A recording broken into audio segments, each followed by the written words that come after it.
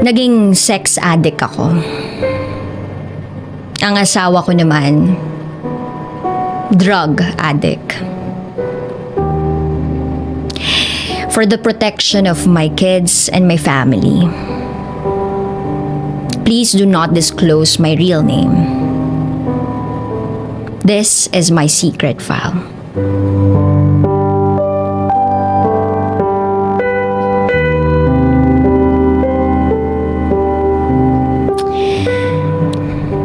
It's been years since I started wanting to share my life story. But for some reason, meron akong hesitation. Thinking that it would be like an ordinary life story. At baka ma-stress lang yung mga viewers mo at listeners mo instead of inspiring them. A part of the hesitation,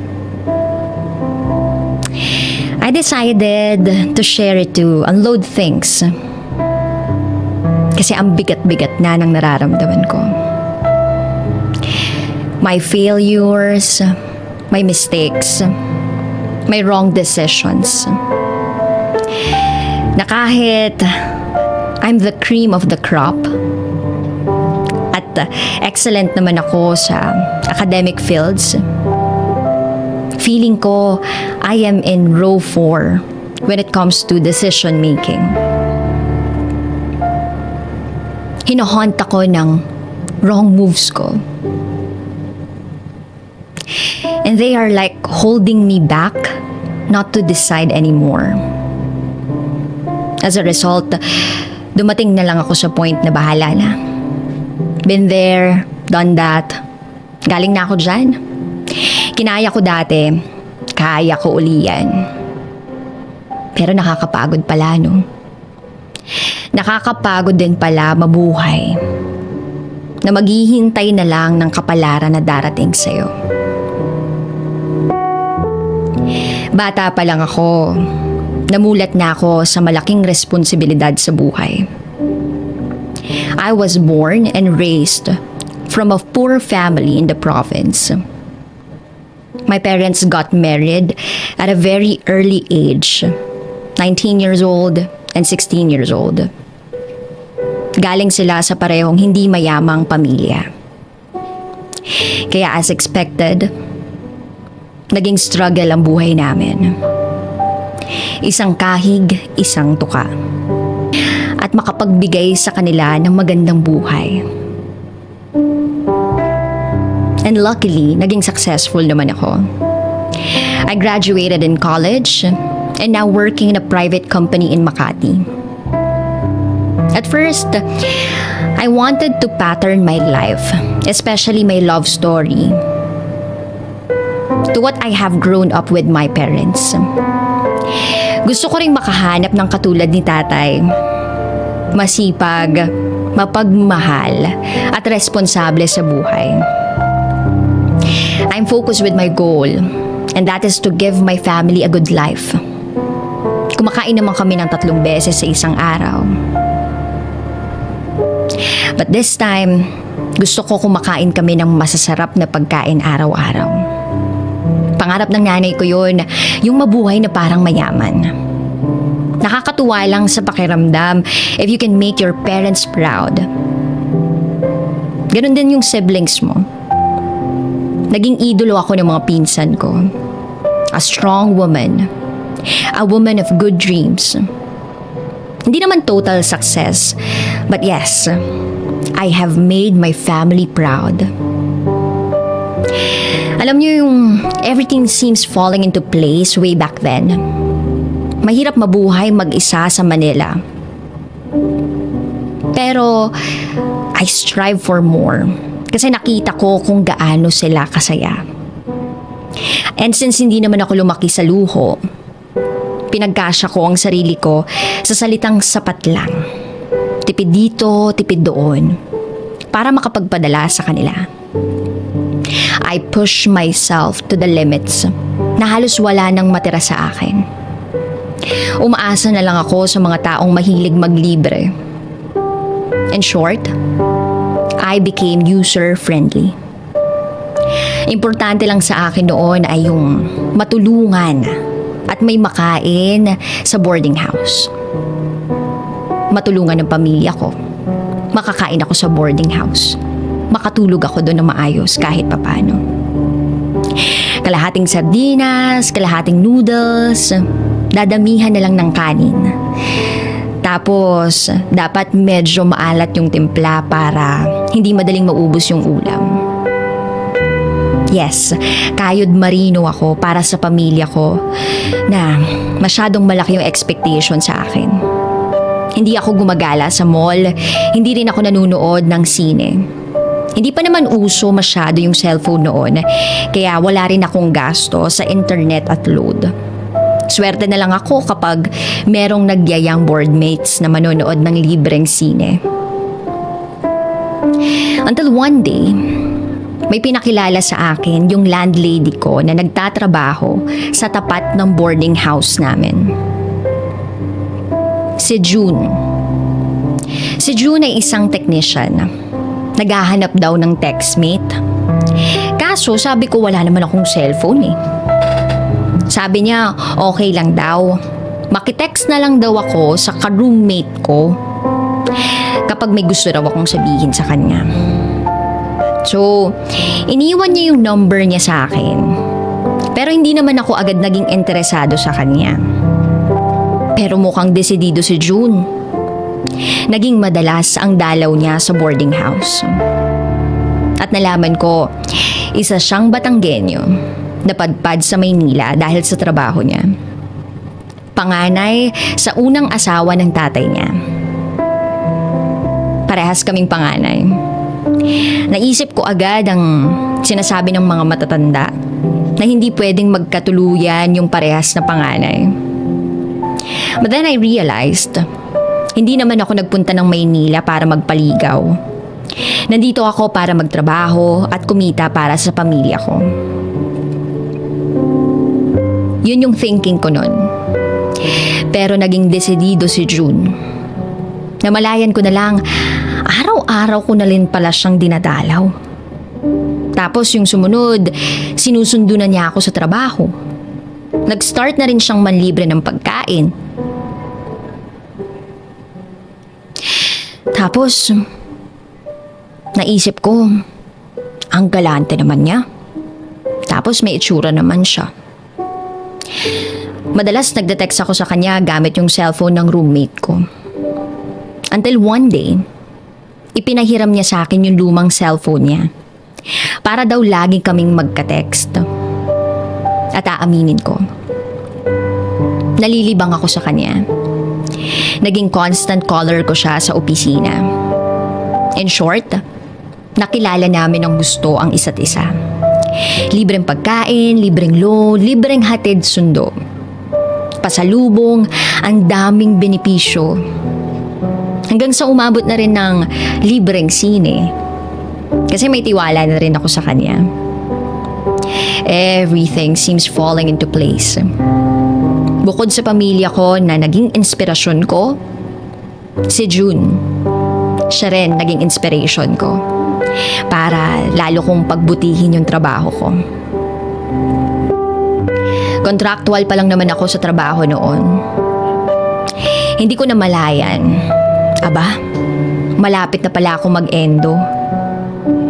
Wala rin akong naitabi o naipon para sa paghahanap ko ng bagong trabaho.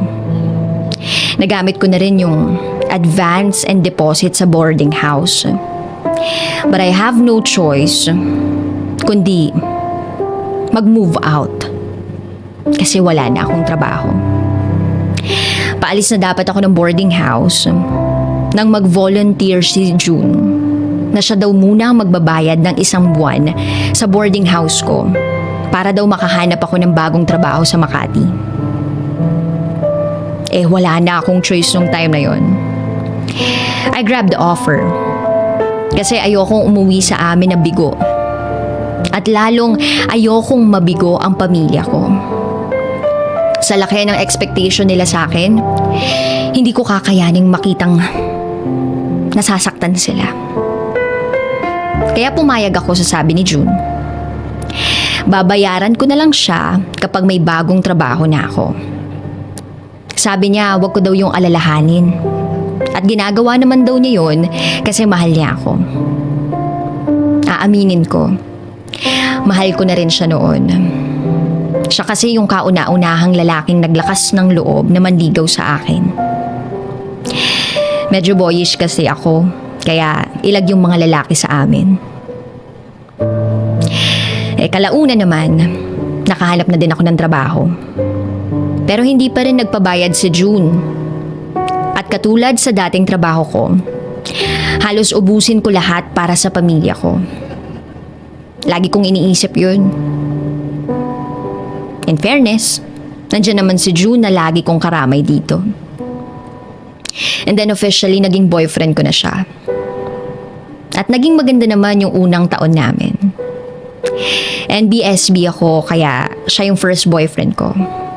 So I thought, during that time, he is the best boyfriend ever.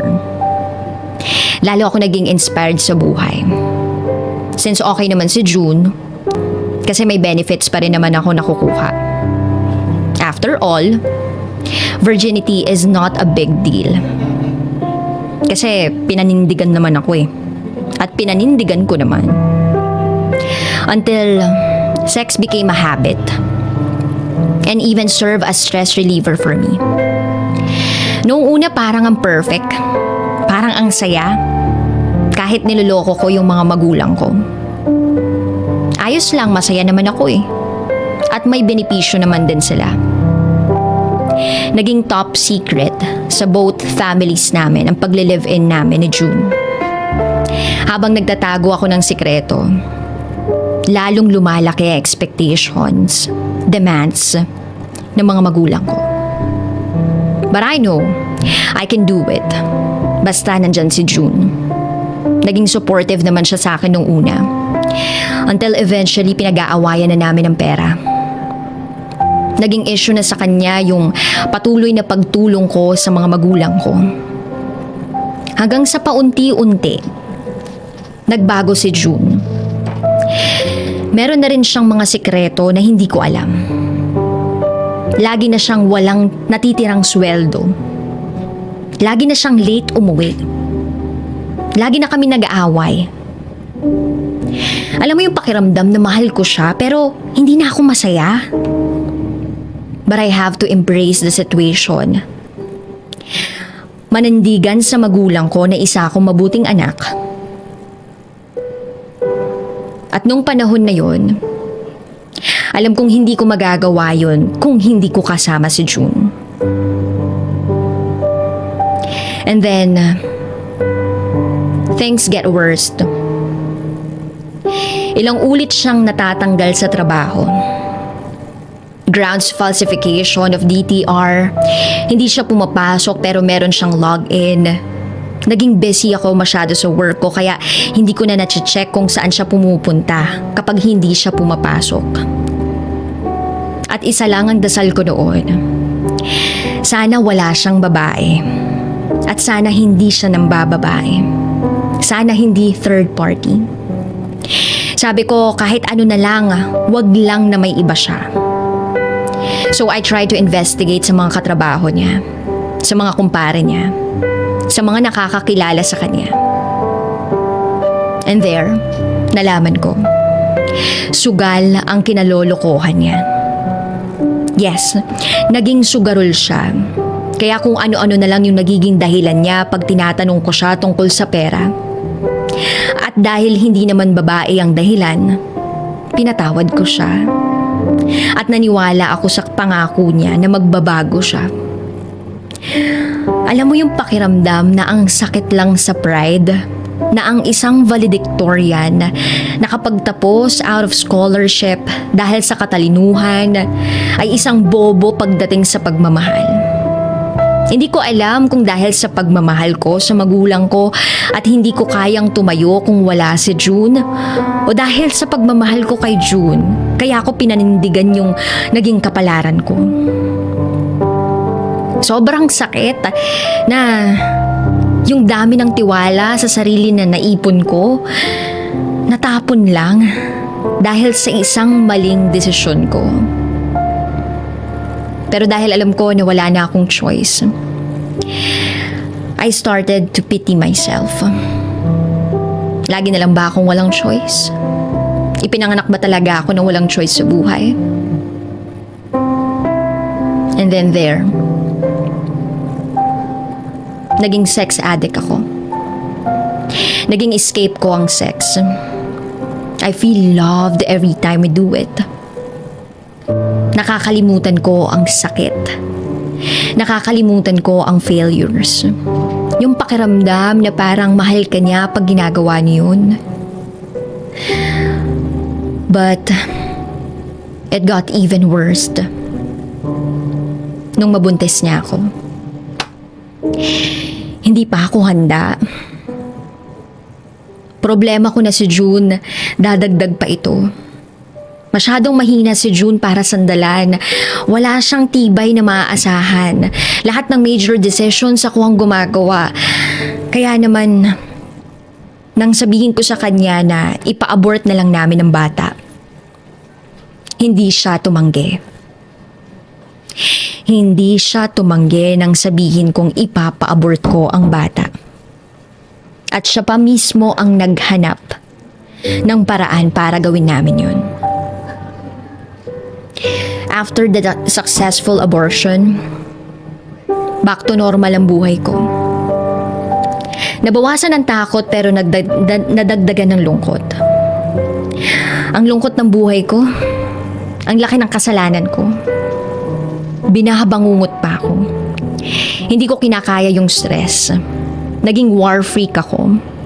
Sinasaktan ko si June. Sinisisi ko siya sa lahat ng maling desisyon ko sa buhay. Sinumbat-sumbatan ko siya kung paano niya sinasakripisyo yung mga bagay-bagay sa buhay. Hindi ko alam kung dahil mahal niya ako or wala lang din siyang choice sa buhay kaya tinanggap na lang niya lahat. Lahat ng galit ko, inis ko, lahat ng kabiguan ko, hindi niya ako iniwan. He promised a good life. At unti-unti, nagtiwala uli ako sa kanya. Pero, hindi katulad nung una. Hindi naman sinayang ni June yung chance na ibinigay ko sa kanya. Hanggang sa nabuntis ako ulit. Nagbago siya nung malaman niyang magkakaanak na kami. We decided to fix things. We decided to fix all the wrong things we've done. Umuwi kami sa amin, dala ang anak namin. At pinilit kaming magpakasal ng mga magulang ko.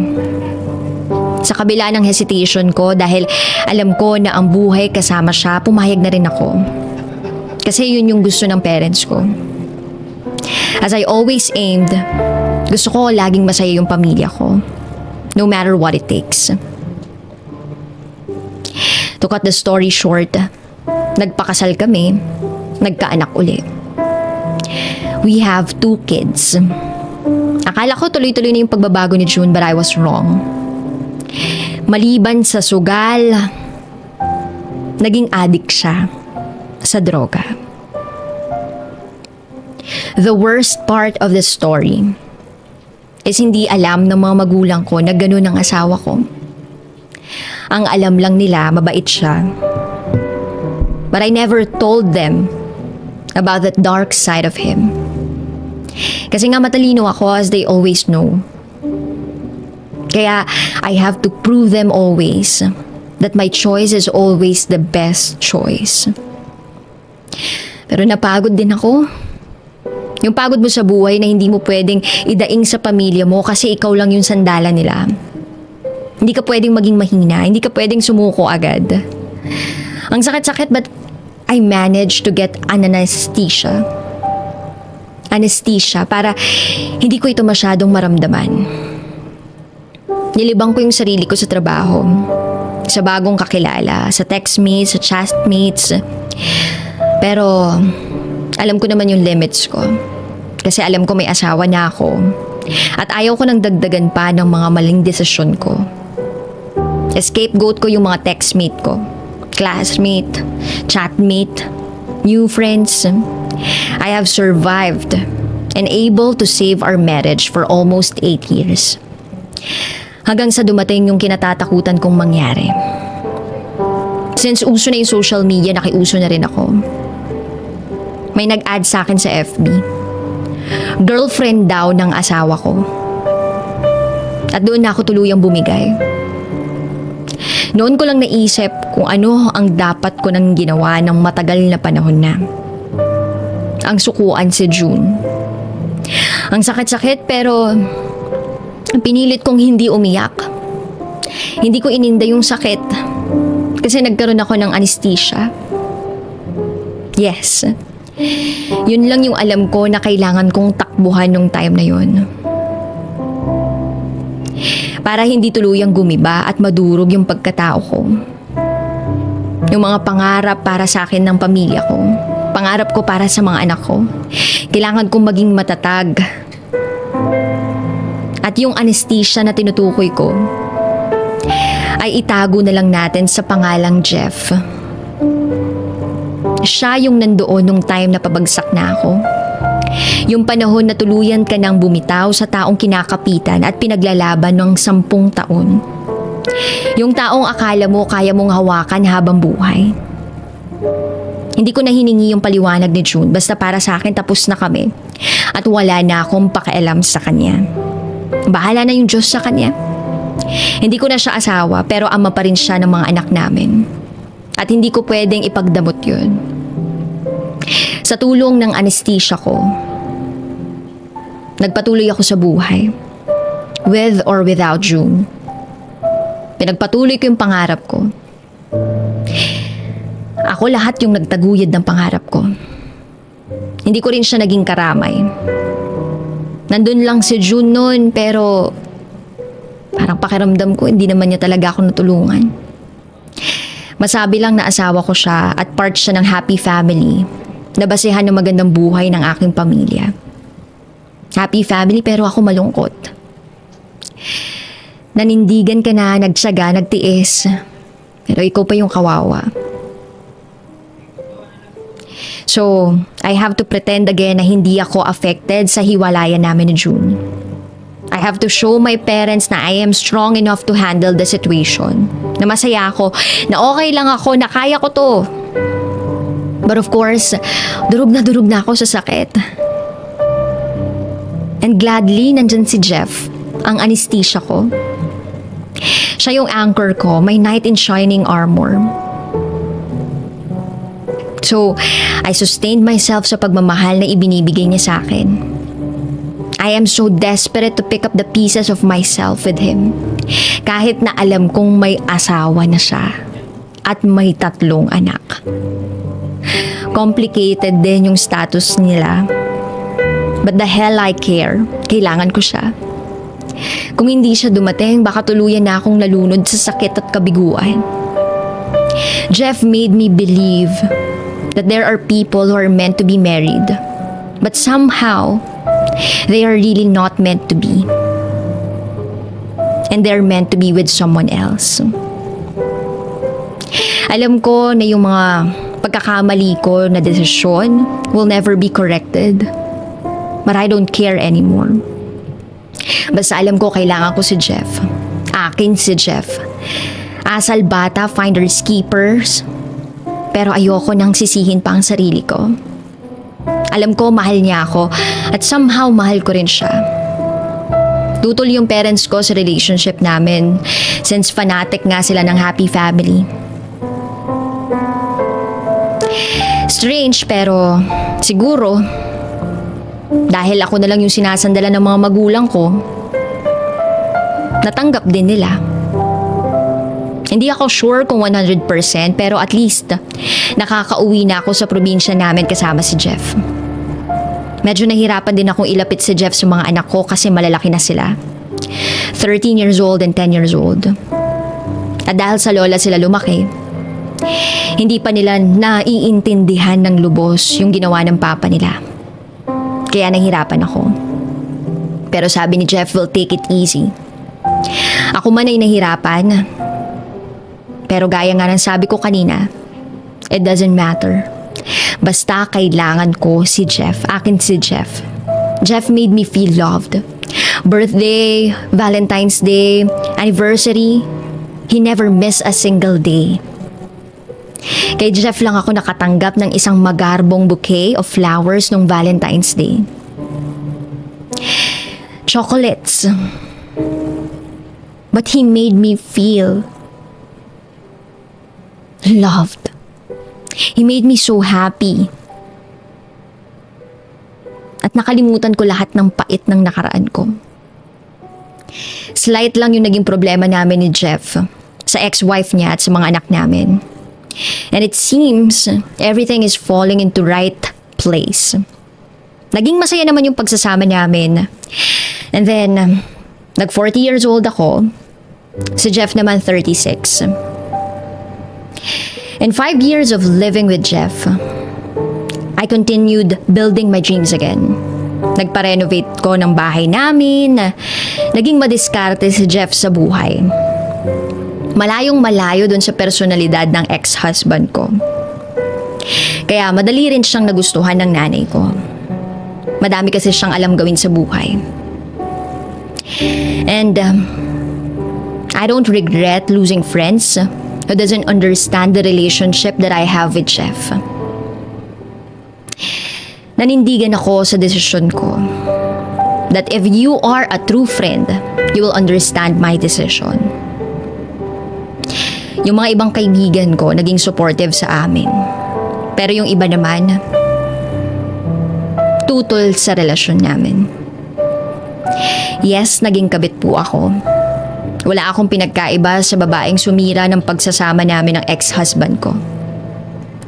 But one thing that I am sure of, hindi ko inagaw si Jeff sa pamilya niya. I may seem justifying my mistake, but who are you guys to blame me? Tao lang ako. The thought that I have made the right decision makes me feel comfortable na pwede kaming magkaroon ng happy family. But again, I was wrong. Sa pagdaan ng mga araw na kasama ko si Jeff, I started to feel abnormality sa kanya. Little things, small things na hindi ko nabibigyan ng atensyon. Masyado ako naging masaya at hindi ko na malayan. Malala na pala yung sitwasyon namin. I started to notice changes. Initially sa mga sinabi ng katrabaho niya. And then sa sweldo niya. And eventually, nagbebenta na siya ng mga gamit namin. I've been in denial nung una kasi baka hinala lang. And then, iniisip ko, hindi naman kayang gawin sa akin ni Jeff yun. Mahal niya ako. And that love got me blinded. Nagising na lang ako isang araw. Tama ang hinala ko. Jeff has been addicted to drugs. He's a drug addict. Ang sakit-sakit. Kasi nang iwan ako ng isang addict, para rin pala sa isang addict din. I should have listened sa mga warning shots nung ex-wife niya. Dati yung asawa ko nakulong kasi nahuli daw siya sa hotspot sa Pasay. But I never saw the actual. And this time, kitang-kita ko yung mga foils, lighters, and other paraphernalias. Live na live via satellite. Caught in the act. Ang masakit pa, wala siyang explanation. Wala siyang sinasabing dahilan kung bakit siya gumagamit. And then, there, I have to embrace another wrong decision. Another mistake. Pinatawad ko siya pero napapagod na ako.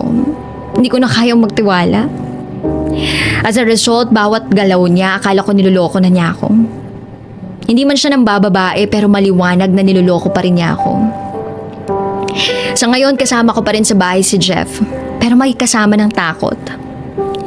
Takot na kung ano yung susunod na mawawala sa bahay. Takot na ako kung ano yung susunod na pwedeng magawa niya dahil sa bisyo niya. At kung tatanungin mo ako kung mahal ko pa siya, hindi ko na alam. Siya yung anesthesia ko, parte na siya ng buhay ko. At hindi ko alam kung anong klaseng sakit yung mararamdaman ko kapag nawala siya sa akin. Kung kailan ko siya balak nang tanggalin sa buhay ko, hindi ko pa alam. Natatakot na ako na baka pag nawala ng anesthesia, cancer na pala itong sakit na dinaraanan ko o pinagdaraanan ko. At isa na lang ang sigurado sa akin ngayon. Ang kailangan kong mabuhay para sa kinabukasan ng mga anak ko at para sa mga magulang ko. At kahit gaanong kalaking sakripisyo titiisin ko para sa kanila. Life is short. I want to be really happy. Pero wala akong idea kung paano. Siguro marami sa inyo manghuhusga sa akin sa mga maling desisyon ko sa buhay. Pero hopefully you will understand. And in life, we usually give all the love to our family, to the people that we love. And then, we will realize that nothing is left for ourselves. And we started to yearn for it and beg for others to love us back. Kaya ang payo ko rin sa inyo, love yourself more. So the more you love yourself, the more you can love others. Do not deprive yourself from the love that you truly deserve. Tulungan niyo po ako. Maraming salamat po. Good evening Luzon, Visayas, Mindanao, Metro at Mega Manila. Kayo po ay nakatutok sa 90.7 Love Radio. Muli, oras natin sa buong kapuluan is already 11:27 p.m. At kasama nyo pa rin po ang nag-iisang Basa Princess, DJ Rocky Terra. At kasama mo rin ang titindig sa mga ipinaglalaban mo, DJ Titan Jello. And welcome to the program Top Secrets, kung saan pwede ka makapagbahagi ng iyong pinakatatagong sikreto. Ito po ang programang hindi ka huhusgahan. Bagkos ikay pakikinggan. Ang programa sa radyo na nagpo-promote ng Will Listen. And we don't judge culture. At meron na nga tayong top secret sharer na nasa kabilang linya. I-welcome na natin siya. Magandang gabi po. Hello po, magandang gabi po. Ano pong pwede naming itawag sa inyo? Purple na lang po. Purple. Purple. Wow, parang Opo. purple heart, no? Purple, ilan taon na po kayo? 43 po. 43. Opo. Sang lupalop naman po kayo galing? Hong Kong po. Hong Kong. Alright, di na po kami magpapaligoy-ligoy pa dito. Purple 43 from Hong Kong. Ano ang top secret mo? Ginughost ako ngayon ng taong sobrang nagpakilig sa akin. Ginughost ka ngayon ng taong sobrang nagpakilig sa'yo. Tama ba kami ng pagkakarinig? Opo. Kwento mo sa amin, paano nagsimula ang lahat ng to at bakit ka naman ginost nitong taong to? I start ko na lang sa pinakaano talaga. Pinakaumpisa. Kung paano kami Kakilala. nagkakilala. Okay Opo. po. Nakilala ko po siya sa isang dating apps. Oh. Actually, po ako, byuda po ako. Wala po akong asawa. Nagkakilala po kami sa isang dating apps. Tapos po, consistent naman yung tawagan namin, ganyan, gabi-gabi. Tapos, bigla na lang parang too good to be true, parang ganun ba, na parang hindi ka panipaniwala yung mga sinasabi niya, na halos 1 week pa lang kami magkakilala. Ang dami na niyang mga pinangako sa akin, ang dami na niyang mga pangarap, mga ganun ba. Wait lang, Purple Totoo ba yan? Wait lang, Purple. Bago natin isa-isahin to mga pangako niya sa iyo at mga sinabi niya sa iyo, pwede mo muna bang i-describe sa amin kung anong itsura nitong taong to na nakita mo sa dating app? Okay naman po yung ano niya. Okay naman po yung itsura niya. Hindi naman siya masyadong katandaan. Mas matanda lang siya ng konti sa akin. Medyo chubby. Okay naman. Okay naman siya. May kamukha ba siyang artista? makipag-usap. Siguro kung maliit-liit lang ng konti ang mukha ni Trillanes. Wow, politiko pala to. Kasi medyo maliit yung mukha niya eh. Pero ganun yung shape ng mukha. Trillanes. Oo. Pogi yun ah. Oo, pogi. Pogi lang. Pogi yun, Pogi yun. Pogi, Oo. pogi. Okay. Okay, so medyo kahawig ni Trillanes. Trillanes. Okay. Opo. Tapos, Ayun po, ang dami niya mga pinangako ko sa akin. Sabi niya, pakakasalan niya ako. Sabi ko, nagulat ako. one Sabi week ko, pa lang? Oo, sabi ko, uy, totoo ba to? Totoo ka ba? Sabi ko, totoo ka ba? Sabi ko, kasi ayoko ng lukuhan. Kasi, actually, nanggaling po kasi ako sa isang long time relationship na matagal din akong nag-move on. Apo. Bali, 2 years po ako bago naka-move on. Tapos nakilala ko itong taong to. Tapos, ayun, sabi niya, basta magtiwala ka lang sa akin, sabi niya. So, ayun, sinasakyan ko po yung ano niya. Pero, hindi pa talaga as in na naniniwala ako sa kanya. Parang kinikilala ko pa talaga siya. Tapos, ayun na. Kasi that time kasi nasa ibang bansa siya. Nasa Europe. Mm. Tapos, sabi niya, in 2 weeks daw, uuwi daw siya ng Pinas, magbabakasyon daw siya, sabi ganun. So, gusto niya akong makita, gusto niya akong pauwiin. Ay sabi ko sa kanya, wala akong pera, sabi ko. Kasi ayokong gumastos, ayokong baka mamaya hindi naman siya totoo, parang ganun ba?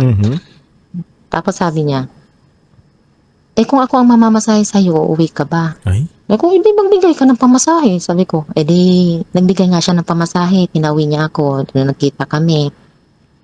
Tapos nung nagkita kami, mas lalo akong kinilig kasi nung nagsinta kami doon sa Quiapo. Doon mismo sa loob ng simbahan, nag-commit siya sa akin. Sabi niya, ikaw lang mamahalin ko, sabi ganun, pakakasalan kita. Yung pangarap mong kasal, ibibigay ko sa'yo yun, sabing ganon. So ako, parang naniwala talaga ako sa kanya kasi sa loob ng simbahan yun eh. So nag-commit din ako sa kanya. Sabi ko, hindi rin kita iiwan, sabing ganon. Kung ano mga pinangako ko rin sa kanya na pinaninindigan ko rin naman. Hanggang sa ngayon, pinaninindigan ko rin naman. Tapos later on lang kasi, hindi matapos yung pagkikita namin na yon, bumalik na ako rito. Tuloy-tuloy pa rin yung communication namin. Tapos after 1 month, pinabalik niya ulit ako ng Pinas, pinauwi niya ulit ako. Tapos sabi ko, bakit ba hanggang kailan ba ang bakasyon mo diyan? Sabi niya, magtatagal pa daw siya. So, pinabalik niya ulit ako, nagkita ulit kami. So ganun pa rin, masaya pa rin ako, excited pa rin. Kaya lang, ewan ko lang, may biglang pumasok sa isip, sa utak ko na gusto kong i-check yung phone niya. Pinakita naman niya sa akin. Tapos, nagulat ako nung nakita ko sa messenger niya. Ang dami niya palang ka-chat. Ang dami niyang, siya yung nag-initiate ng conversation talaga. Ang daming babae. Tapos nagsisend pa siya ng selfie niya. Pero naman siya, hindi naman siya bastos na ka-chat kasi. Parang naano lang ako ba? Sabi ko, na-disappoint talaga ako. Sabi ko, naniwala ako sa'yo. Bakit may ganito? Sabi ko. Tapos, ayun, humingi siya ng tawad sa akin. Nangako naman siya. I will never make the same mistake. Sabi niya ganon. So, pinatawad ko siya. Binigyan ko siya ng chance. Sabi niya, ngayon pinatawad mo ko. Huwag mo naman, baka naman mamaya uulit-ulitin mo sa akin na yung nagawa niyang kasalanan, ganun. Sabi ko, sige, hindi ko na uulitin yan. So, pagbalik ko dito, okay pa rin. Kaya lang,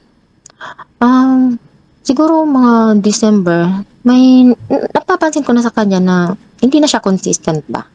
Yung pagiging parang kasi mahilig siyang mangarap eh. Mahilig siyang mangarap na kasama ako.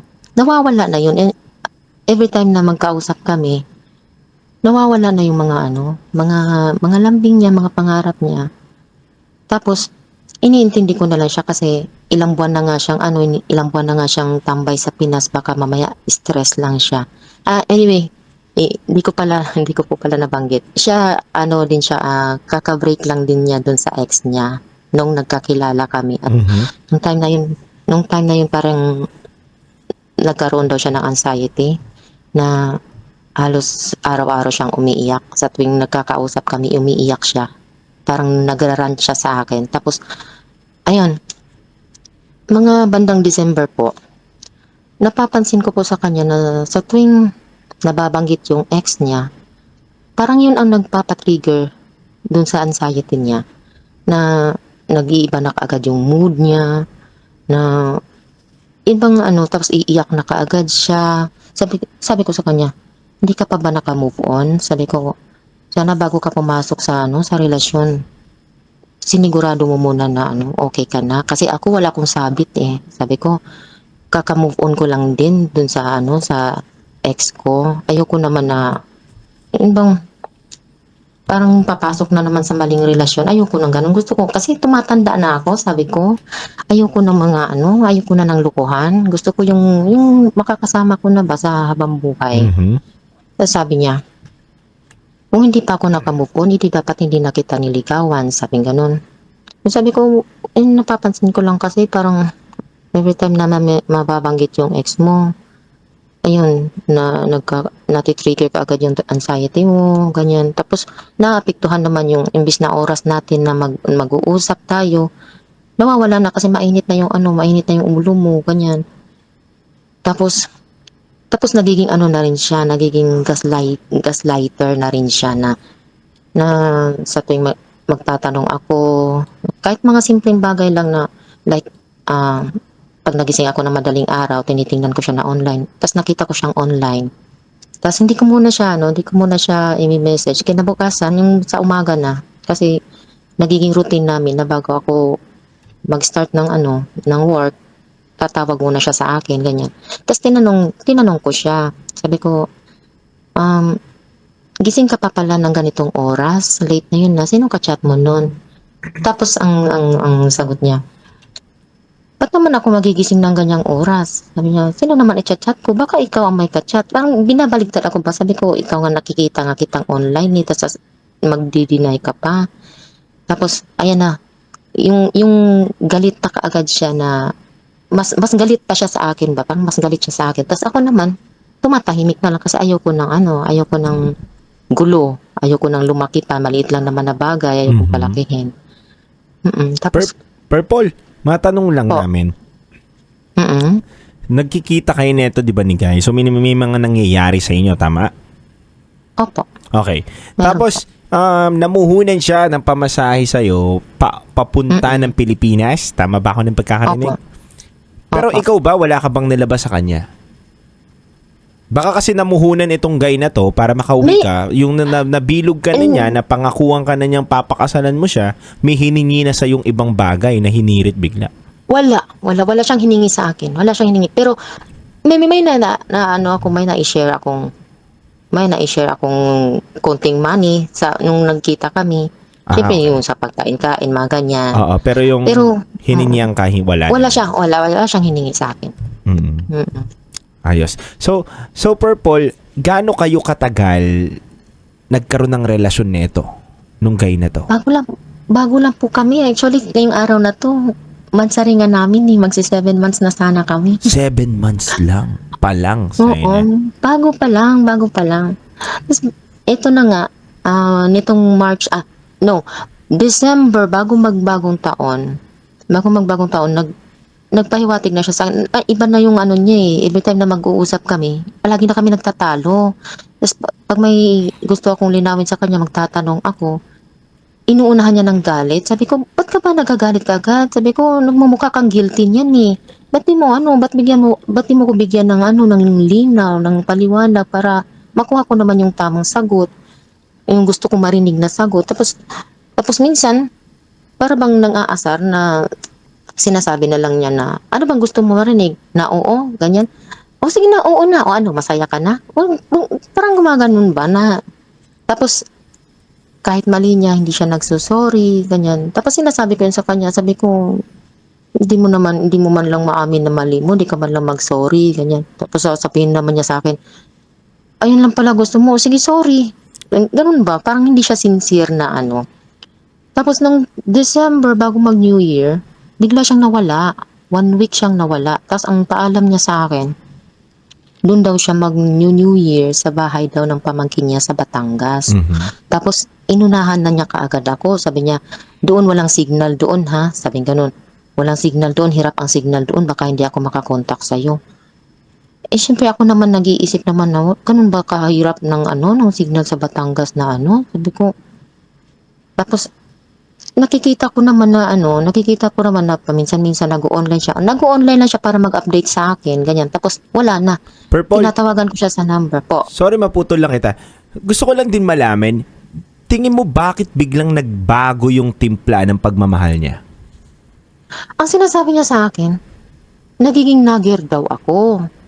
Sabi ko naman, nagger ba yung magtatanong? Sabi ko,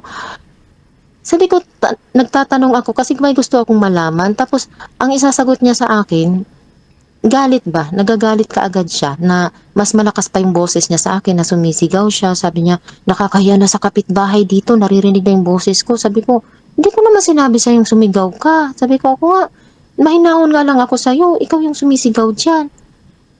Nang binabaligtad niya ako ba? Tapos, yun, ginagawa niyang dahilan na nagiging nagger na daw ako, nagiging toxic na daw yung relationship namin.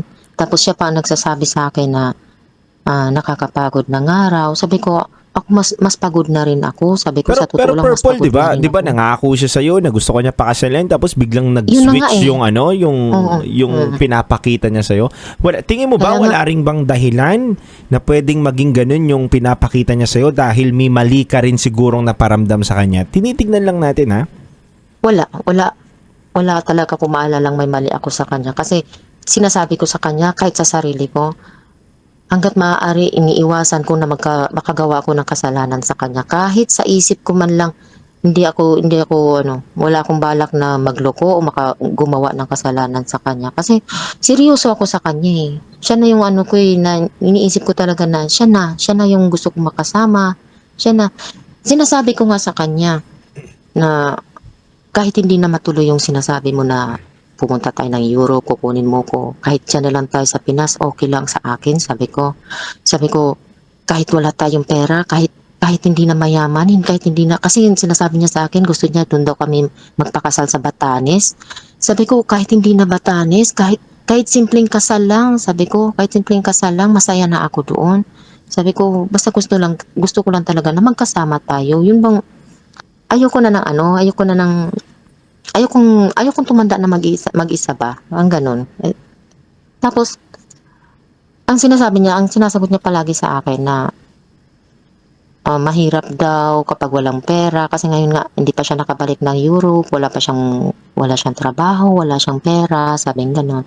Mahirap daw. Sabi ko, sige, maghihintay lang ako. Sabi ko, go signal mo lang naman ang inihintay ko eh. Anytime pag sinabi mong uwi ka na dito, uuwi na rin ako, sabi ko.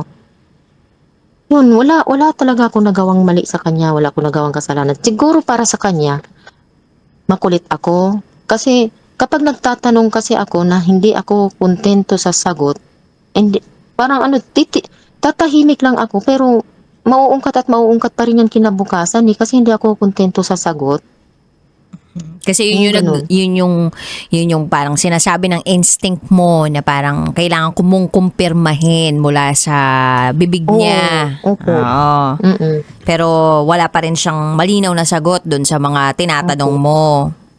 So, yun na nga po. Tapos, yun nga, matapos yung 1 week na yun na nawala siya, nagpunta siya ng Batangas. Pagbalik niya, parang Shokoy iba na yung siya. Ganun. nag-iba na siya. Nag-iba na Hindi na siya. Hindi na siya tao. ganun ka, Shokoy na nga.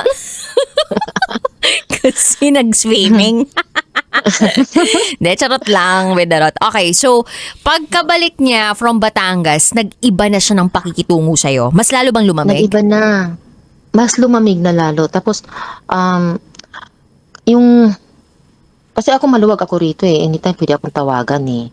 Tapos nagiging ano kasi namin, parang nakasanayan namin ba na habang may ginagawa ko, kausap ko siya, ganyan. Tapos, nawala na yung ganun. Yung tatawag siya sa akin sa umaga, pagkagising, ganyan. Tapos, tatawag ulit tanghali na, tas sasabihin na, tanghali na busy ako ngayon, may gagawin akong ganito, ganyan. Buksan ko yung sasakyan, ganito, ganyan. Okay, ganyan. Tapos pagdating ng tanghali, ng after lunch, tatawag na naman, sasabihin na naman matutulog ako. Parang ganun ba? Tapos, sa hapon na naman, pag mag-message ako, anong ginagawa mo? Ito ko nakahiga pa, kakagising lang. Babango na rin, magluluto ng hapunan, sabing ganun. Tapos, nawala na yung mga ano dati. Tapos, iniintindi ko kasi nga sabi niya, may anxiety nga siya. Parang gusto niya maging busy palagi, gusto may gagawin palagi, sabing ganun. So, iniintindi ko siya sa abot ng aking makakaya, iniintindi ko siya. Tapos, nitong March lang, nagulat kasi ako, may biglang nag-comment sa post ko sa Facebook. May biglang nag-comment sa akin na yung post ko na yun, matagal na. Siguro mga December pa yon. Tapos may biglang nag-comment na parang babala ba sa akin na mag-ingat, wag masyadong magtiwala sa ganyan. Mas mabilis kumalat ang kasinungalingan kaysa sa katotohanan. Parang ganon. Parang nagpapahiwatig ba. Sabi ko, tapos tinignan ko yung profile nung nag-comment na yon. Dami account lang siya. Isa lang yung friends niya, ganon. Tapos biglang shinare pa niya yung profile picture ko. Shinare niya doon sa wall niya. Tapos, ayun, yun ang caption niya doon, huwag magtitiwala sa taong, kilalanin mo lang mabuti kung sino yung ganyan mga ano pa, na huwag daw magtiwala masyado. Anong Tapos tumatakbo pinakita sa ko sa isip mo kanya. nun? Yung ex niya ang nasa isip ko. Tapos, pinakita ko sa kanya. Tapos sabi niya, sino ba yan? Sabi ko, nag-comment lang kasi bigla. Tapos ang sinabi niya sa akin, bakit ka kasi post sa Facebook? Sabi ko, bakit ganyan ang sinabi mo? Facebook ko yan eh. Sabi ko, Facebook ko yan. Bakit naman hindi ako magpo-post? Bakit parang kasalanan ko pa? Sabi ko, nagsusumbong ako sa'yo kasi may nag-comment na ganito. Gusto ko may sasabihin man lang siya na ano ba. Tapos ang palalabasin pa, mali ko pa kasi nagpo-post ako. Tapos yun, sinabi ko sa kanya, ayan, shinare yung profile ko. Sabi ko, shinare yung profile ko, tapos may caption na ganito. Sabi niya, i-block mo na kasi yan, ba't mo ba pinapatulan niya mga ganyan? Dami account pala yan, ba't pumapatol ka pa? Sabi ganon. Sabi ko, para kasing naintriga ako, parang may gusto siyang sabihin sa akin, parang may gusto siyang ipaalam sa akin. Sabi niya, kung mas naniniwala ka dyan, edi magsama kayo. Sabi ganon sa akin. Sabi ko, ba't ganyan ka magsalita? Hindi ko pala na-mention. Nung nawala pala siya nung isang linggo, nagpunta siya ng Batangas, may biglang nag-chat sa akin na taga sa kanila. Taga sa South Luzon kasi siya eh. Taga sa kanila.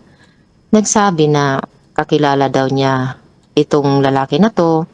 Tapos, sabi niya, gaano mo na ba siya kakilala? Sabi ko, kilala ko lang siya. According sa mga kwento niya, pero hindi talaga kasi 2 beses pa lang kami nagkita eh. Sabi niya, alam mo ba na kaya siya hiniwalayan ng ex niya kasi hindi niya mapakasalan yung ex niya dahil may legal daw siya na asawa. Sabi ganon. Sabi ko, wala naman siyang nabanggit sa akin. Sabi ko, wala siyang nabanggit. Ang nabanggit lang niya sa akin noon, divorsyado siya kasi may naging asawa siya na ibang lahi. Tapos, nag-divorce na daw sila. Tapos matagal na panahon na yun, 20 years ago pa daw yun. Tapos wala naman siya nababanggit sa akin na may asawa siya sa Pinas. Sabi niya, yan kasi ang balita dito sa amin, ang pagkakakilala sa kanya na may asawa siya may legal na asawa siya kaya hindi niya mapakasalan yung ex niya at hindi na nakapag-antay yung ex niya. ng ibang lalaki, iniwan siya. Mhm. Ayun. Tapos, yun, nung tinanong ko yan sa kanya, sabi ko, alam mo bang may nag-chat sa akin na may sinabi tungkol sa'yo? Sabi niya, ano? Sabi ko, ewan ko lang ha kung paninira lang ba to o totoo ba to. Gusto ko sa'yo manggagaling, sabi ko. Sabi kasi may asawa ka raw dito, may asawa ka raw sa Pinas, kaya hindi mo raw mapakasalan yung ex mo. Sabi niya, eh, di ba may asawa ako? Diba sinabi ko na sa'yo, may asawa ako, pero yung ibang lahi, yun, matagal na kaming divorce noon. Sabi ko, pero yun dyan sa Pinas, wala ka bang asawa dyan? Sabi niya, eh kung may asawa ako dito, di dapat kasama ko sila. Araw-araw, kasama ko. Sabi niya, nakikita mo naman, mag-isa lang ako dito palagi sa bahay. Sabi nga ganon. So parang may doubt na ako ba, maniniwala pa ako o hindi, ganyan. Tapos, nung nitong March na nga, nung sinabi ko sa kanya na, kung may inililihim ka sa akin, gusto kong sabihin mo na, kasi ako, inilatag ko na yung buong pagkatao ko sa'yo eh. Wala na akong itinira na na lihim na, kasi ayoko kasi na dumating yung araw na may marinig ka mula sa ibang tao tungkol sa akin. Kaya gusto ko, ngayon pa lang, sinasabi ko na sa'yo lahat-lahat ng baho ko, ng sikreto ko, lahat-lahat, wala na akong lihim. Gusto ko, ganun ka rin sa akin, huwag ka maglihim. Kasi kung kahit na ano man yan, kasi sa point ng buhay, parang nasa point ako ng buhay ko na, kahit ano man yan, kahit siguro sabihin mo na totoong may asawa ka at kabit lang ako, siguro tatanggapin ko, sabi ko. Siguro tatanggapin ko kasi nahulog na talaga ako sa kanya. Kahit may mga nakita akong red flag sa kanya, hindi ko iniintindi. Kasi nga, nakafocus ako dun sa na magiging kami. Na kami talaga magkakasama. Kasi, dun, yung pinanghahawakan ko kasi, nung nandun kami sa simbahan, nanangako siya sa akin. Tapos, ang sabi pa niya sa akin, alam natin na darating, wala talaga perfectong relasyon, na darating talaga tayo sa punto na mag-aaway tayo.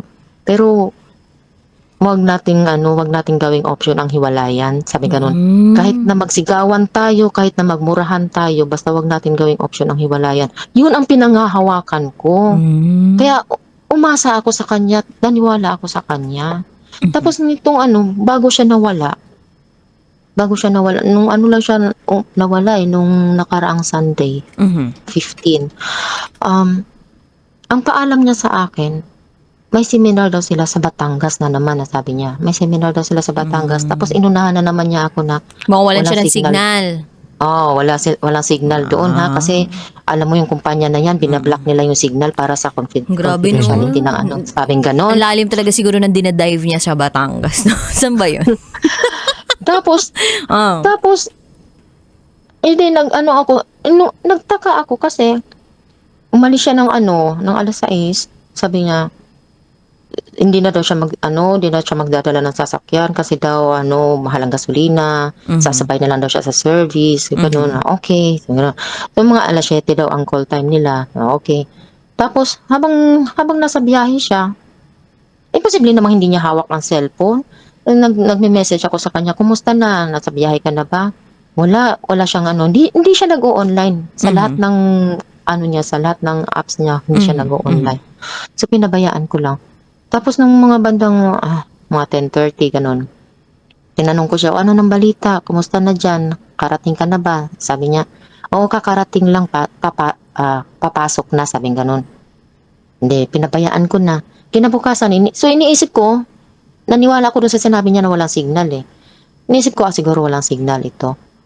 Sinubukan ko mag-message, delivered. Ibig sabihin, meron. Hindi lang niya sinisi. Ay, alam mo yung kabisado yung mga ganun.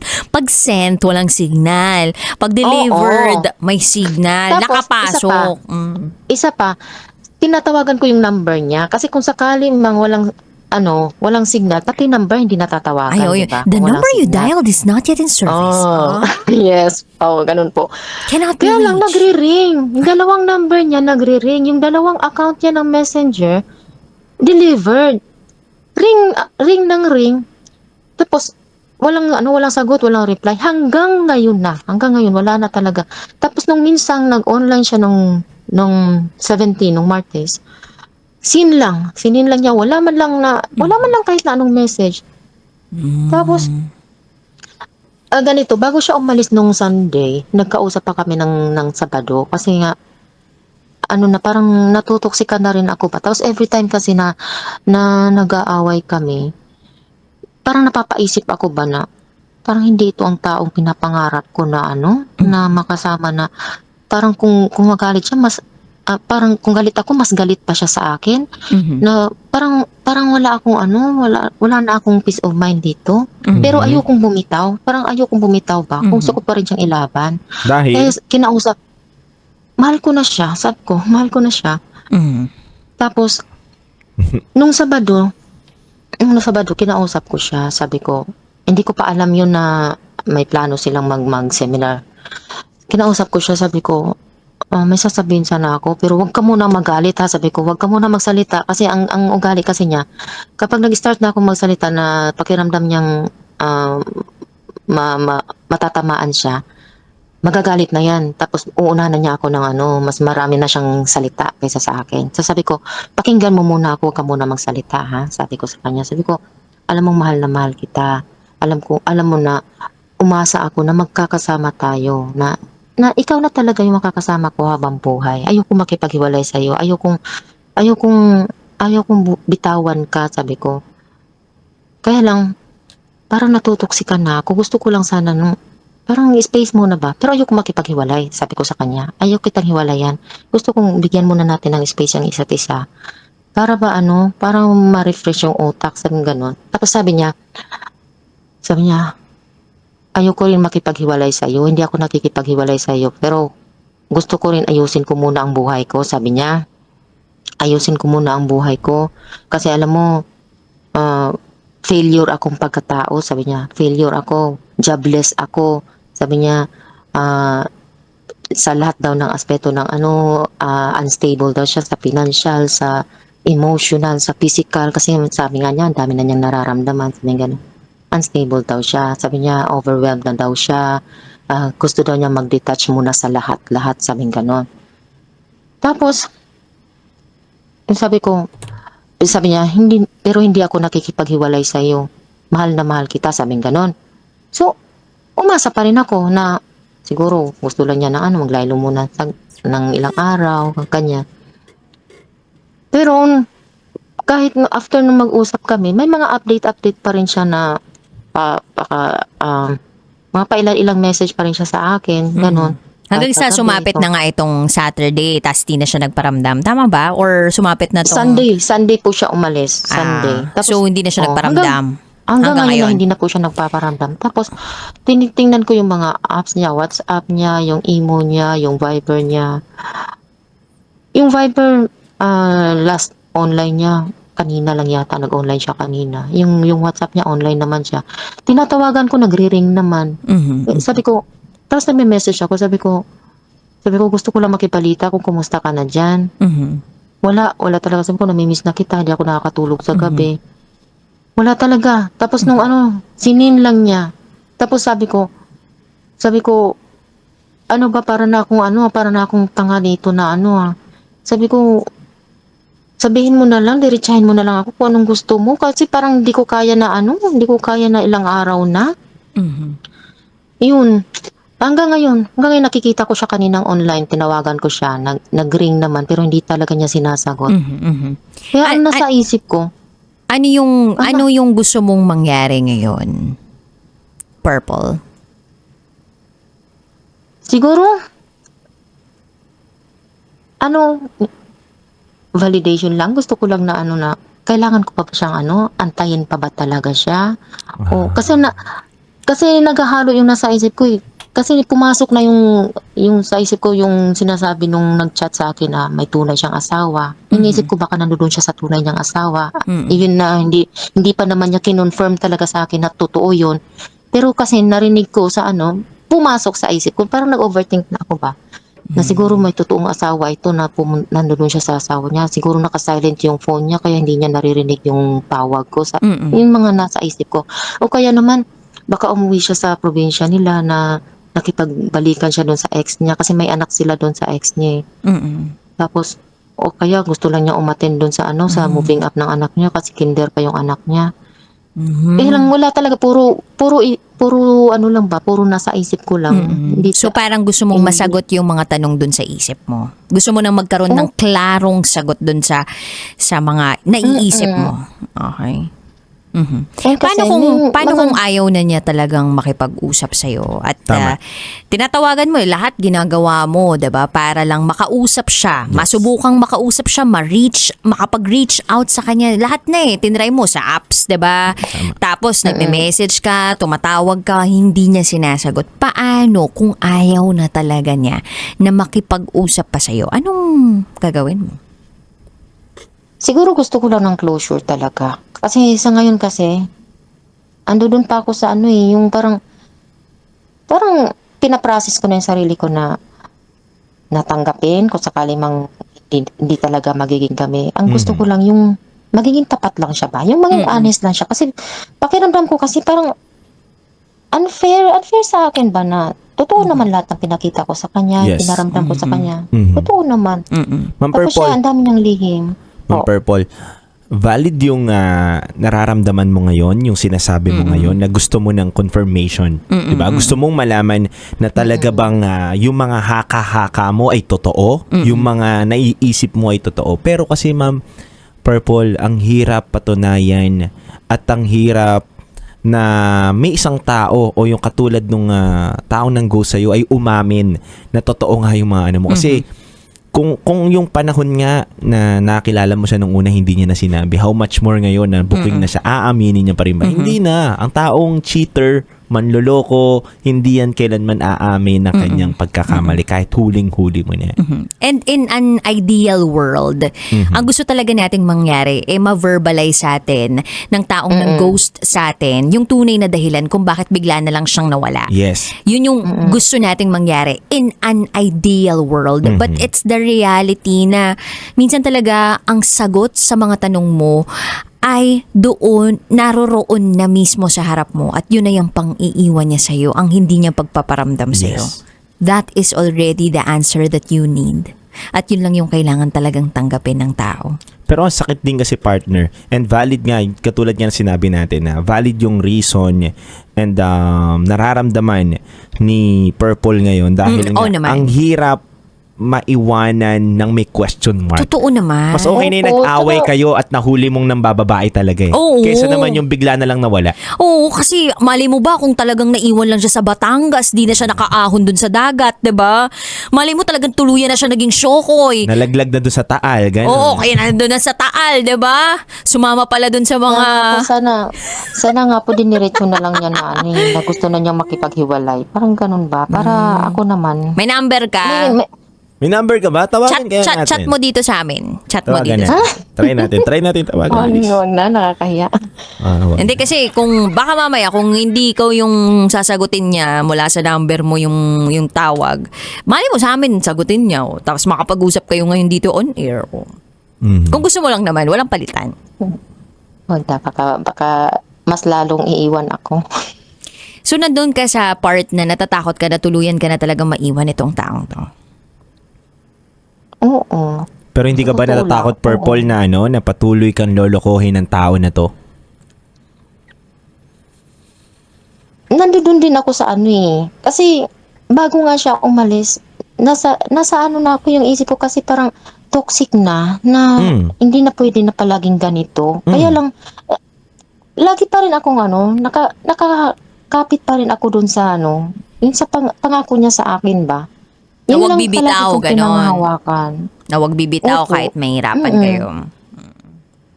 Tapos lagi niya sinasabi sa akin, basta magtiwala ka lang. Mhm.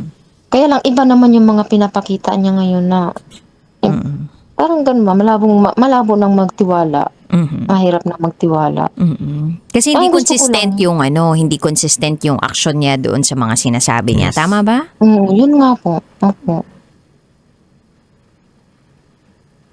Ako para sa akin, Purple, bilang isang lalaki. Kung alam mo naman na marami ng red flag na senyales na dapat nang iwanan nitong lalaki na to, I think worth it itong bitawan na rin eh. Kesa naman na, oo nga, na paglaban mo nga o pinanghawakan mo nga yung pangako ninyo sa isa't isa na kahit anong mangyari, walang iwanan, paniwalaan. Pero nandun ba yung kapayapaan? 'Di ba? Yun ang lagi natin titignan eh. Hindi tayo pwedeng magpakumpiyansa or bumasi lang doon sa sinasabi ng isang tao na tiwala ka lang, mahal kita, hindi kita iiwan. Ikaw lang. Oo, nasabi niya yun. Pero ang tanong, kaya niya bang panindigan yun? At may kapayapaan ka ba kung pangahawakan mo yun? Ma'am, kung may kapayapaan ka, sige, go. Kung mapapatunayan mo sa amin ngayon ni DJ Rocky na may kapayapaan ka kapag pinili mo na panghawakan yung tiwala na salita niya, na kumapit ka dun sa kanya, sige ma'am, hindi na kami magsasabi sa iyo na tigil mo na to. Pero ma'am, kung wala, ma'am, alam mo na siguro ang tamang sagot. Yun nga po eh. Sabi nga, words are cheap. Actions prove why words mean nothing. Tama. Galing. Kaya lang ang hirap po sa ang hirap sa pakiramdam yung naiwan ka sa ere talaga na Opo. Dapat- You understand. Naging prangka na lang siya eh. Naging prangka na lang sana siya na kahit sabihin man lang niya na hindi, tingin ko hindi na mag-work tong relasyon natin. Tigil na natin to. Ganun na lang sana kahit hindi na niya aminin na may asawa siya o ano. Basta yung closure lang ba? Opo eh. Pero talaga ma'am, may mga tao kasi talaga hindi kaya mag-verbalize na tapusin na natin to. Yes. May mga tao talagang bigla ka na lang iiwan nang hindi man lang magsasabi ng tunay na dahilan o hindi na lang magpapaalam at hindi na lang magpaparamdam. Tama. Kailangan nating tanggapin talaga na hindi natin kontrolado yung mga taong yun. Tama. Pero ang kaya nating kontrolin ay yung sarili nating pagresponde doon sa ganong klaseng aksyon na iginawad sa atin o ginawa sa atin. Gusto mo ba retohan ka namin? May nagsasabi dito sa TikTok na reto na lang daw namin ikaw sa iba. Charot!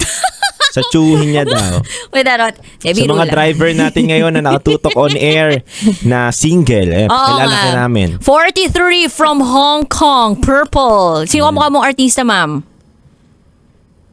Wala? Ma'am Purple. Kaya naman. Ma'am Purple. Kaya naman. Ma'am Purple. Hindi, parang wala naman po. Ma-purple ba o ma-mink-mink?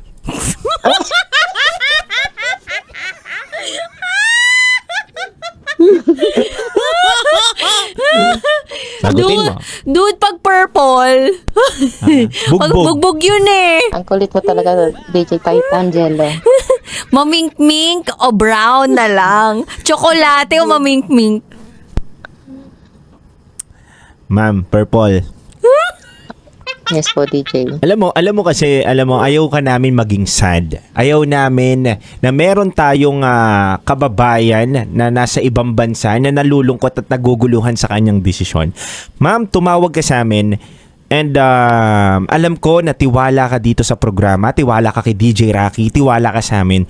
Ma'am, sa pagkakataon ba na ito, sa 7 buwan ninyong nagsama ng guy na ito, alam ko na ang daming kada araw may mga natutuklasan ka, may mga naiisip ka. At sabihin na natin 70-30, 30% na gusto mo pa ring 30% na gusto mo na bumitaw, 70% na gusto mo pa ring panghawakan. 90 lang, dude. 90 gusto Ang niya taas. panghawakan. Oo. Sabihin na natin 10% ang porsyento ng iyong pagmamahal sa kanya at yung pagbitaw mo. Pero ma'am, siguro it's about time na palayain mo na yung taong alam mo naman na hindi na rin nakakabuti sa katulad mo. Ma'am, siguro kung bibitawan mo yan at maging bukas ka sa mga taong pwedeng pumasok sa buhay mo na mas deserving at deserve mo din naman, 'di ba, ng mahalin ng tama. Kahit sabihin mong may edad na tayo, may anak na tayo, deserve pa rin natin mahalin ng tama eh. So yung tingin mo ba, deserve mo itong nararamdaman mo ngayon, ma'am? Deserve mo ba na Hindi. nandito ka sa Hindi. relasyon na Hindi. ito? Di ba? So simple, ma'am. Ibig sabihin, kung hindi mo deserve itong bagay na to, bakit ka mananatili sa ganitong sistema ng buhay mo? Kung meron ka namang choice na bitawan, Ma'am, alam mo, mahirap tuklasin yung mga bagay na ayaw pang magpatuklas. Darating ang panahon na malalaman mo din yung mga sagot dyan sa mga tanong mo. Pero, wag mo nang hintayin na malaman yan na pati yung sarili mo kakahintay o kakatuklas ng mga bagay na yan. Nakakalimutan mo na palang bigyan ng importansya yung sarili mo.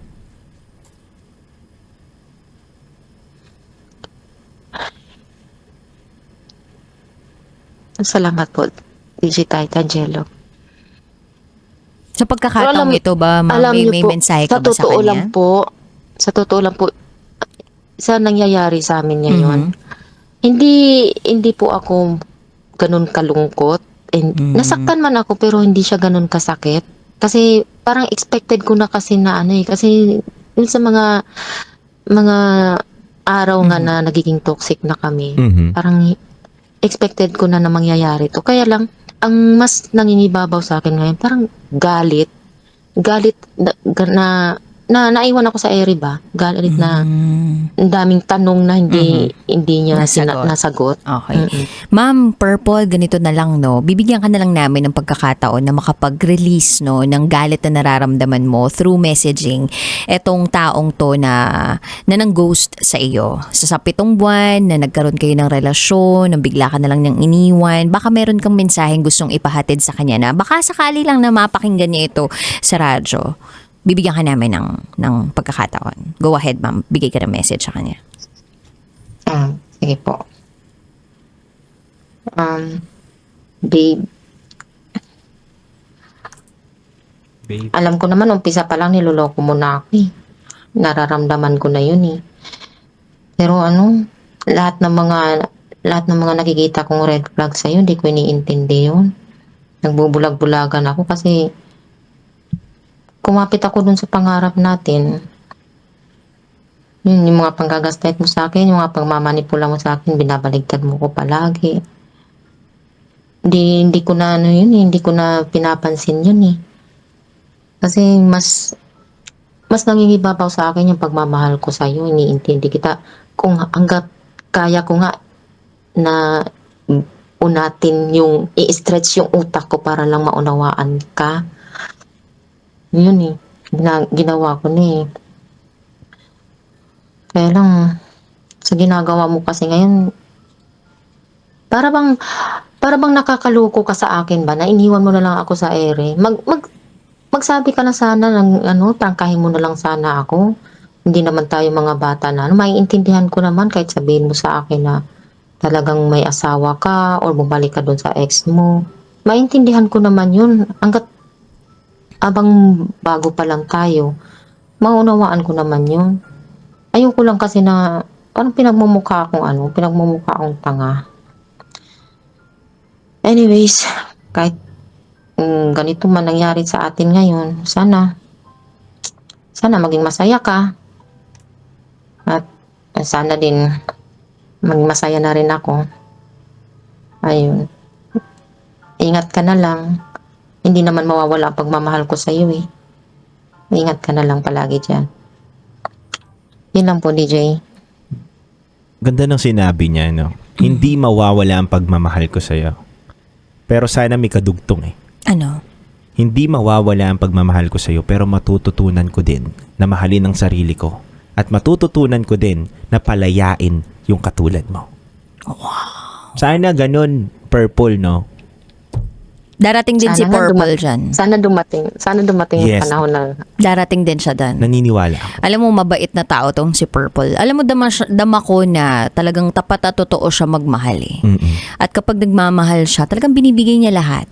Although nandun yung mga issues niya sa nakaraan, nandun yung trust issues, nandun yung parang takot, 'di ba, na baka mabigo siya ulit sa pagmamahal. Pero binigay niya eh. Binigay niya yung tiwala niya, binigay niya yung pagmamahal niya dito sa taong to. And it's really, really difficult to go on with your life na alam mong naiwan ka sa ere. Yes. Na para bang gusto mong humingi ng eroplano tapos magpasundo dun sa ere kasi naiwan ka dun eh. At ang hirap na gabi-gabi, iniisip mo pa rin kung saan ka nagkulang at saan ka nagkamali. Na kahit sabihin mo na hindi naman ako pangit. Alam ko na binigay ko naman yung best ko. Na wala naman ako nagawang mali. pero aabot at aabot ka pa rin sa punto na may ginawa ba akong mali? Kumbaga questionin mo hindi yung tao, yung sarili mo. So dama ka namin, Purple. Ang hangad namin ngayon complete healing para sa'yo. Kontakin ka Salamat man, po. hindi ka niya makontak. Sana maghilom ka. Sana po. Pero alam niyo po, nag-expect pa rin ako na tawagan niya ako. Ay, pwede naman. Wala namang kaso. Nag-expect pa rin ako. Kaya lang parang sinasabi ko na sa sarili ko na parang gusto ko lang talaga ng closure ba? Gusto ko lang talaga makausap siya. Tapos wala na. Parang ayoko na ipagpatuloy din. Ay, may caller Gusto ko tayo lang ngayon. Hello? Hello? Hello? Uy, ikaw ba tong ex ni Ay, ikaw ba yung nang ghost dito sa caller natin? Hello, babe. Uy, mga ba't ka kinikilig? Porket narinig mo lang yung boses. Kaya nga, kinilig. Sir. Baka pwedeng paulit yung sinabi mo sa kanya, sir. Hello, babe. Ay. Oh, sagot ka, ma'am. Alam mo ba kung ba't hindi ako makapag-chat sa'yo nung nasa Batangas ako? Totoo naman talaga mahina yung signal doon. Kaso, connect ako sa wifi. Kaso, iba yung pinangsundot ko eh. Hindi ko na natanggal. Nabaon na. Sana mapatawad mo ako, babe. Sir, mahal mo pa rin ba? Mahal mo pa rin, sir. Pinapalaya na kita. Oh, Diyos ko! Iba talaga yung expectation ni Miss Purple. Anyway, Purple, maraming salamat sa pagtawag mo sa amin at sana kahit Thank you papaano po. napagaan namin yung bigat ng nararamdaman mo. Opo. Thank you po. Ingat! Mahigpit na yakap. God bless, Purple. Salamat po. God Naway, bless din po sa inyo. tama na maging desisyon mo, Purple, ha? Tawag ka lang sa amin. Oo. Okay po. Thank you po. Thank you. Dude, naiwan ka na ba sa ere? Oo naman. Masakit. Pero wait, nang iwan ka na ba sa ere? Oo din. Kasi, konektado yung tanong mo doon sa pangalawa mo ring tanong eh. Yung unang tanong mo, konektado doon sa pangalawa mong tanong. Oo. Kaya ako nang iwan kasi alam kong ako na yung iiwanin. Inunahan ko na. Ang sakit kaya bilang isang lalaki na maramdaman mo na yung taong pinakamamahal mo, hindi ikaw yung sinisigaw ng puso niya. Yung pabitaw na. Oo. Alam mo, dude, naalala ko lang din, may point sa buhay ko na na nag-ghost din ako eh. Nagtatrabaho na ako dito sa MBC.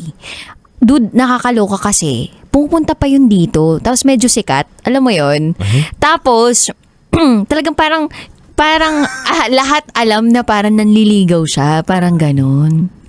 Tapos, di ako naman entertain, tapos first time ko mag-entertain ng maliligaw. Tama. Tapos parang, alam mo yun, ang dami na namin na pag-usapan about future na para bang papunta na kami talaga sa isang opisyal na relasyon at para magkakaseryosohan na kami. Ganong level, dude. Hanggang sa isang araw, hindi na lang siya nagparamdam. Ay? Tinawagan ko, tinext ko, alam mo yung walang kahit anong reply. Online pero hindi ka nire-replyan, hindi ka sinasagot. Ganun yung peg. Tapos dude, after 3 months, nag-post sa social media. May jowa na. Tapos may screenshot pa ng conversations nila nung present jowa niya nung time na yun. Na nag-overlap yung conversations namin dun sa conversations nila. So meaning, pinagsasabay pala kami. So dude, yung mga galawan ng ganong klaseng lalaki, like, yung very best foot forward, yung lahat ipapangako sa'yo, hindi ka pa naman masyadong kilala. Dun ko na-realize na ang isang lalaki may tendency talaga na magkondisyon ng utak ng babae. Tama. Na ipaparamdam niya sa'yo, kunwari, na interesado siya sa'yo. Tama. Pero kung tutuusin, ginigage niya pa lang talaga kung okay kayo o magkiklik kayo. Hindi pa talaga siya 100% bigay na bigay. Pero ipaparamdam niya sa'yo na ay, into you siya. At ang tawag doon ay love bombing. Yung tipong talagang mafo-fall ka as a woman dun sa taong yun kasi wala siyang ibang pinakita, puro kabutihan mula sa kanya. Tama. Bibigyan ka ng pera, date kayo, lilibre ka niya, ganda ng words, everything. And all the promises that he made, swak na swak, huling-huli yung kiliti mo. Kaya kahit tigre ka, para magiging pusa ka eh. Ganon yung peg. Lalambot ka sa kanya. Hanggang sa iniwan ka bigla at mapapatanong ka kasi yung nabuong imahe nitong lalaking to sa utak mo, okay to eh, goods to eh. Napaka-gentleman, napaka-marespeto, napaka-makajos. So, bakit parang wala kang makitang mali sa kanya? Sarili mo lang yung nakikita mong parang may nagkulang sa'yo or parang pangit ba ako, hindi ba ako enough? Kukwestiyonin mo yung sarili mo. Kasi parang yung nailatag niya sa'yo, naipakita sa'yo, ang ganda ng imahe niya. Ikaw, parang pakiramdam mo sa'yo yung sumablay. Kasi hindi ka niya nagustuhan. Pero dude, na-realize ko after few months na hindi ako na in love sa reality of him. I just love the idea of him. Yung realidad niya, hindi siya consistent. Tama. Hindi niya ako kayang panindigan. Tama. Yun ang realidad niya, na bigla na lang siyang nang iwan. At dapat ma-realize ng bawat isa sa atin yung realidad ng taong minamahal natin. Kasi once na hindi mo ma-realize yung realidad ng isang tao at mabulag ka dun sa ideya lang ng pagkatao niya, habang buhay panghahawakan mo yung ideya na yun at hindi ka makakahanap at hindi ka matatagpuan ng tamang tao para sa'yo dahil pinipilit mong maging tama yung maling tao para sa'yo. Tama. Wala lang, yun lang yung realization ko dun sa ghosting moment sa buhay ko. Ikaw, dude, anong realization mo sa ghosting sa'yo? Sa akin naman, mali mang iwan ng tao. Sa akin naman, hindi naman ako literal na ng ghost. Nang iwan ako. Nagiwalay kami. Gumawa ako ng way para masabi niya rin na ayaw niya na at tama na. Kasi nangangamba ako na maunahan ako eh. Nandun ako sa point na yon na bilang isang lalaki, takot ako na masaktan. So, imbis na ako ang masaktan, ako na lang ang mananakit. Pero mali pa rin. At hindi dapat natin tinotolerate yung ganun. So, natutunan ko doon na kapag hindi mo na mahal yung isang tao or hindi mo talaga literal pa gusto yung isang tao, huwag kang magpapakita ng mga too good to be true na mga bagay. Kasi hindi mo alam kung ano pwede maging impact sa kanya yun eh. Yung mga bagay na pinapakita mo sa kanyang kumikinang, di ba? Pero hindi mo naman kayang ibigay talaga ng tuluyan. Mahirap, masakit at makakaiwang ka ng damage sa isang tao na pwedeng hindi niya malimutan. Totoo yun hindi mo malilimutan yun eh kasi totoo yun questionin mo yung sarili mo na ako ba yung may mali kasi nakita ko siya okay naman natin. Ang gaganda na pinakita niya. Totoo yun. And agree ako dun kay sinabi ni partner. At questionin mo na yung sarili mo na parang ayoko na magmahal. Kasi nga yung tamang lalaki na nakilala ko, parang binitawan pa ako.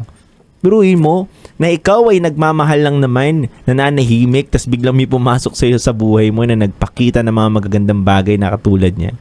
Ikaw pa ngayon na mapapagod magmahal ng totoo. At mahuhook ka dun sa ganun. Yung mga ganun eh. Buti na-realize mo yun, dude, no? Kasi Napaka-manipulative mo dyan. bibihira yung lalaki makaka-realize nun. Mali talaga. Mali na manipulahin mo yung emosyon ng isang tao para lang maging mabango at maganda ka sa kanya. Ako, habang tumatagal, na-realize ko, partner, na mas mabuti pala na ibaba mo literal yung pagkatao mo sa taong mamahalin mo. Hindi yung maganda, kundi yung pangit mo. Kasi dun mo mag-gauge or dun mo makikita na talagang mahal ka niya. Kasi pinakita mo na yung pangit pero bakit pa rin ako tinatanggap nito? Yun lang ang naging sukatan ko. So yung nakilala ko, yung taong mamahalin ko, pinakita ko kung ano ko. Ito yung buhay ko. Ito yung lifestyle ko. Ito ako. Ngayon, mamahalin mo ba ako? Pero alam ko sa sarili ko na kapag may taong nagmahal pa rin sa akin at yumakap, handa ako magbago. Doon ko papakita yung kabutihan ko. Yun eh. Para sa akin, mas mahirap ipakita yung kapangitan mo. At mas madaling maging mabuti nga na pinapakita mo. Mabait ka. Pero yung kasamaan mo para pakita mo, mahirap yun. At saka dude, pag naging vulnerable ka na sa isang tao, especially sa partner mo, ibig sabihin nun, tinanggal mo na yung ego mo sa sarili mo. Tinanggal mo na yung, binaba mo na yung pride mo. Ibig sabihin nun, binalatan mo na talaga ng buhay yung sarili mo dun sa taong yun. Tama. It's take it or leave it na. Hindi kayang gawin yun nung nung lalaking nakilala ng caller natin. So, ibig sabihin, may reservations pa siya towards you. So, hindi pa siya yung tama para sa'yo. Agree. Well, dami natin realizations Ganda, ngayon. no? Ang ganda ng call natin ngayon. Anyway, mga kabisyo, muli, maraming salamat po at kayo pa rin po ay nakatutok sa 90.7 Love Radio. Kasama niyo po ang nag-iisang Basa Princess, DJ Rocky Terra. At nakasama din po natin ang titindig sa mga ipinaglalaban ninyo, DJ Titan Jello. Maraming salamat, kabisyo. Mamaya ulit alas 9 hanggang alas 12 ng madaling araw tayo magsama-sama sa 90.7 Love Radio. Kailangan pa bang i-memorize yan? Basic. Purple, handog po naming awitin sa inyo. At sa'yo ay awitin ni Michael Ducci, Binaliwala. Hi, DJ Rocky and DJ Jello. Recently, ay nahook ako sa pakikinig ng inyong programa. Pero, mas nag-e-enjoy ako sa pakikinig tuwing Biyernes. Dahil dito na lumalabas ang mga nakaka-L. As in, nakakalibang at nakaka-L na laugh trip na mga kwento. Enjoy na enjoy ako sa pakikinig. Yung pagtawa at pag-deliver ninyo ng mga linya, talaga nga namang nakakaaliw at nakakawala ng stress. Kaya eto ako ngayon. Magkukwento rin. Baka sakaling yung ibang mga nakikinig dyan, maaliw at mawala rin ng stress. Itago nyo na lang ako sa pangalang Bugoy. OFW. Nasa mid-40s. Happily married. At ito, ang aking SPG. As in, super. Pagganern. Secret file. Ito ay isang sikretong malupit na ako lang ang nakakaalam. Kahit asawa ko, hindi ito alam. Nangyari ito nung nasa Pilipinas pa ako. Halos kagagraduate ko lang that time at habang naghihintay ako sa pagsisimula ng training ko sa papasukan kong trabaho, meron akong nakilalang babae. Babae na itago na lang natin sa pangalang Dora. Dora dahil mahilig siyang mag-explore ng kung ano-ano. Naging magka-chat kami sa Yahoo Messenger na nung time na yon ay sikat na sikat. At habang nagpapalitan kami ng impormasyon sa isa't isa, meron pala kaming common friend. Naging mag-classmate sila nung katropa ko. Yun siguro ang dahilan, kaya mas naging interesado kami sa isa't isa. Ang pagkakadescribe niya sa sarili niya ay Nasa 5'4" ang taas niya at medyo malaman. Napasabi ako sa sarili ko ng, pwede? Dahil hindi naman ako mahilig sa mga payat o petite na babae. Hindi nagtagal ay naging mag-MU kami at nagkasundo na magkita ng personal. At dumating na nga ang oras ng pagtutuos, pagkikita namin. Doon na kami nagpasya na magkita sa waiting area ng lobby ng pulang building, sa lugar kung saan walang kusina at mga bintana. Nauna akong dumating at kabadong-kabado ako.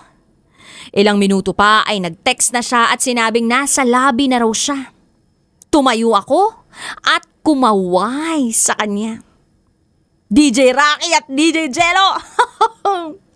Napangiti ako sa sarili ko at totoo nga ang sinabi ko na, pwede. Medyo matangkad siya. May kaputian at eksakto lang ang pangangatawan. Lumapit siya sa akin sabay beso. DJ Rocky at DJ Jello, ang bango. Amoy palay. Palay na kakaani pa lang at hindi pa nababayo. Umupo siya sa tabi ko at kitang-kita ko ang hugis ng kanyang katawan at ang kanyang slim na legs dahil sa suot niya na miniskirt. Medyo matagal-tagal din kami sa waiting area dahil nataon na February 14 yun. Busy at medyo maraming tao. Usap-usap at naging komportable na kami sa isa't isa. Hanggang sa inakbayan ko siya at hindi naman siya tumutol. Hinalikan ko siya sa leeg at siya. Bigla siyang tumayo at nagmasid sa paligid. Nang makita niyang walang tao sa paligid na pwedeng makakita, nagulat ako sa ginawa niya. DJ Rocky at DJ Jello, napadyus ko day ako.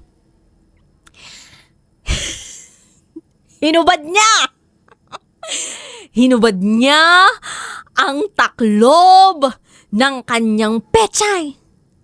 Kinuha niya ang aking kanang kamay at ipinasok. Sinabi ko kay Dora na ayokong kamayin niya at baka mapanis. Kakainin ko pa naman yan mamaya. Ayokong kumain ng panis na pechay. Pero ang sabi ni Dora, hindi yan mapapanis dahil binabad ko yan sa suka. At ayun na nga, pinagbigyan ko si Dora sa kanyang request.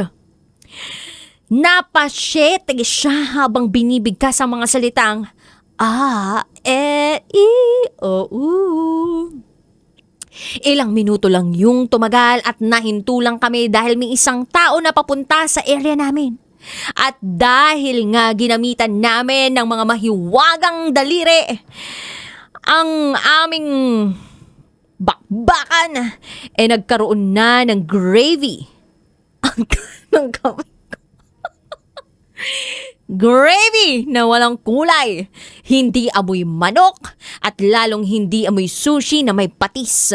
Hindi panis, neutral ang amoy, senyales na malinis sa katawan si Dora kahit panay ang pag-explore niya.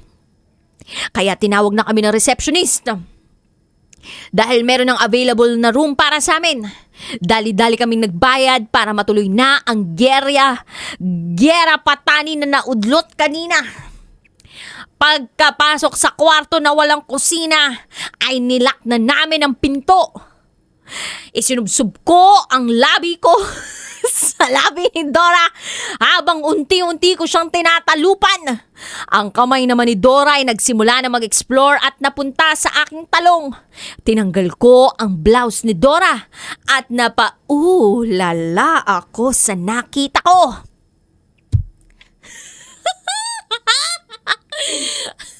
Tumambad sa akin ang kanyang Mount Hibok-Hibok. At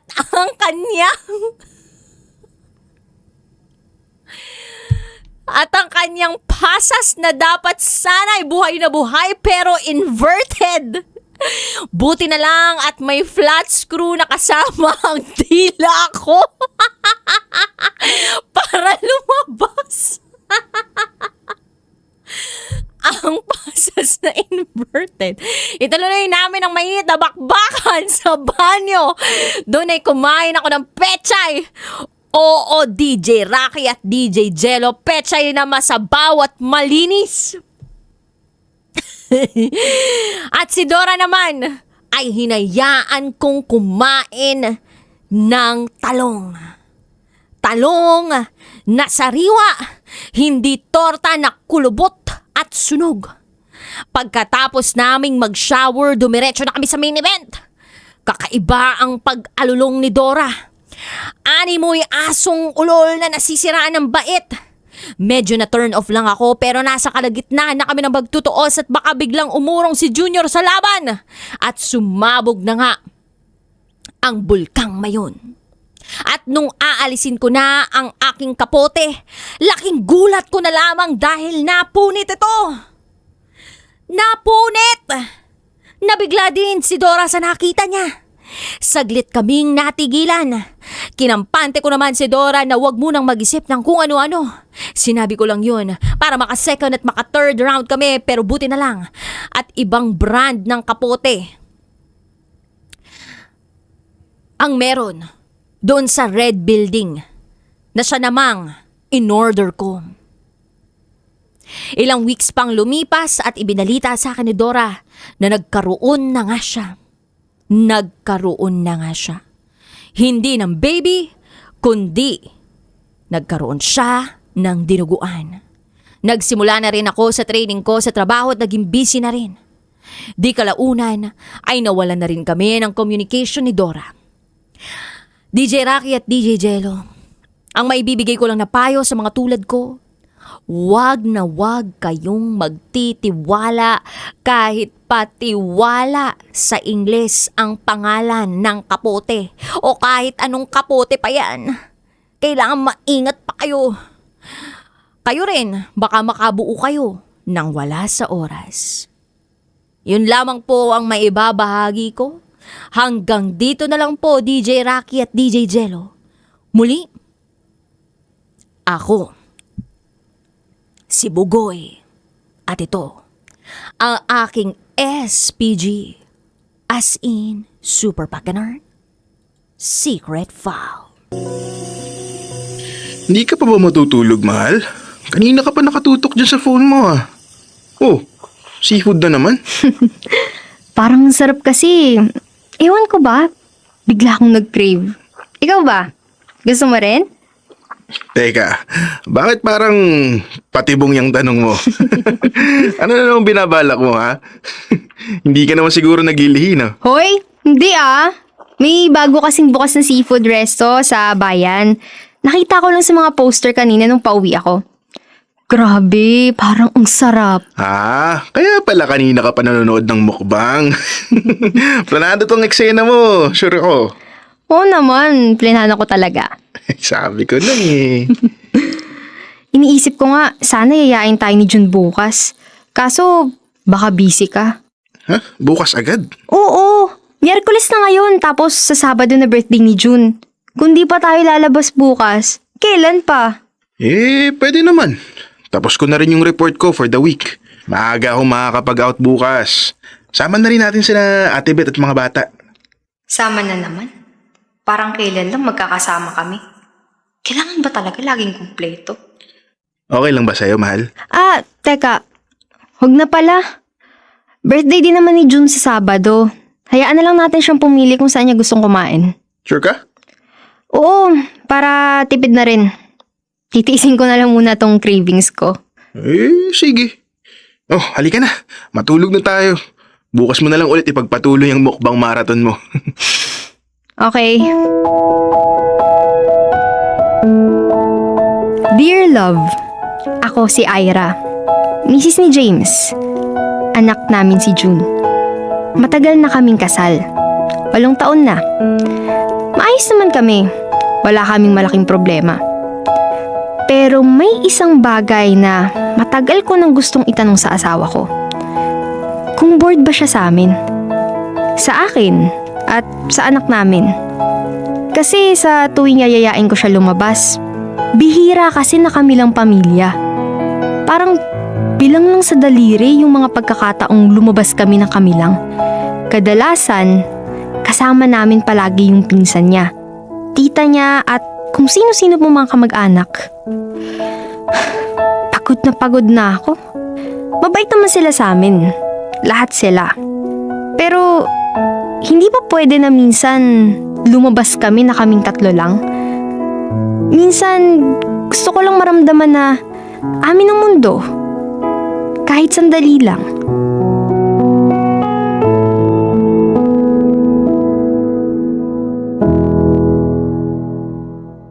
June, anak! Bumangon ka na! Baka malate ka pa sa school mo. Mahal, ikaw nga kumulit sa anak mo. Ihahanda ko lang yung baon niya. John, anak! Kumain ka na dito. Kanina ka pa ginigising ng mama mo. Ano pong ulam? Ano pa ba? Hindi yung paborito mong hotdog at itlog. Ayun! Gaganaan na naman po akong pumasok sa school. Dapat lang. Kasi sinarapan talaga ng mama mo ang pagprito ng ulam mo. Ah, nga pala anak. Malapit na birthday mo. Saan mo gusto kumain? Pwede po bang sa Mr. Chicken na lang? Di ba kakakain lang natin doon kasama ng mga pinsan mo nung nakaraan? Wala ka bang ibang gusto? What if doon na lang sa seafood resto? Gusto mo ba subukan doon, anak? Oo nga, Mama. Sakto, parang gusto ko rin kumain ng hipon at crabs. Oh, di ba, mahal? Sabi ko sa'yo eh, nakakatakam talaga mag-seafood ngayon. Kayong mag-ina talaga, naku. Pare-parehas kayo ng hilig sa pagkain. O sige, doon na lang tayo sa seafood resto. Yay! Oh, chill ka lang muna, anak. Baka masyado kang ma-excite. Hindi ka pa makapag-focus sa school activities mo, ha? Hindi po, Papa. Gagalingan ko pa nga palagi para maging very good po ako sa inyo ni Mama. Tama yan. Oh, sakto. Libre daw si tita mo, pati anak niya sa Sabado. Isama na rin natin sila. Ay, Oh, bakit anak? May problema ba? wala po. O siya, ubusin mo na yung pagkain mo. Baka malate ka pa sa school. Oh, papasok na ako. Mama! Oh, anak, saan ka naman galing? Ang dumi-dumi na uniform mo, oh. Maaga po kasi kaming pinauwi ni teacher. Kaya naglaro po muna kami ng mga kaklase ko sa playground. Naubos mo naman ba yung baon mo? Siyempre naman po. Paborito ko yun eh. Aba, mabuti naman. Oh, halika na muna, umuwi na tayo. Magluluto pa ako ng hapunan natin. Okay po. Mama, bakit po palaging sinasama ni Papa sila Tita Beth? Ayaw po ba ni Papa na tayo lang muna? Hindi ko rin alam sa papa mo eh. Siguro gusto niya lang makipag-bonding sa kapatid niya at sa mga pinsan mo. Kaya palagi niya silang sinasama. Kasi po, palagi na lang silang sumasama sa banding natin 3 ni Papa. Ang takaw pa ni Ronron. Palagi niyang inuubos yung pagkain. Yun kasi ang gusto ni papa mo, anak. Kaya kailangan nating intindihin. Pero alam mo, sa susunod, susubukan nating isuggest yan kay papa mo. Sa birthday ko po kaya, pwede po bang tayong 3 muna ni Papa ang kumain sa labas? Di ba po sabi niyo ni Papa, ako naman po ang masusunod sa birthday ko. Dali na ma, sabihin mo po kay Papa. O sige anak, mamaya pag uwi ni papa mo, itatanong natin yan.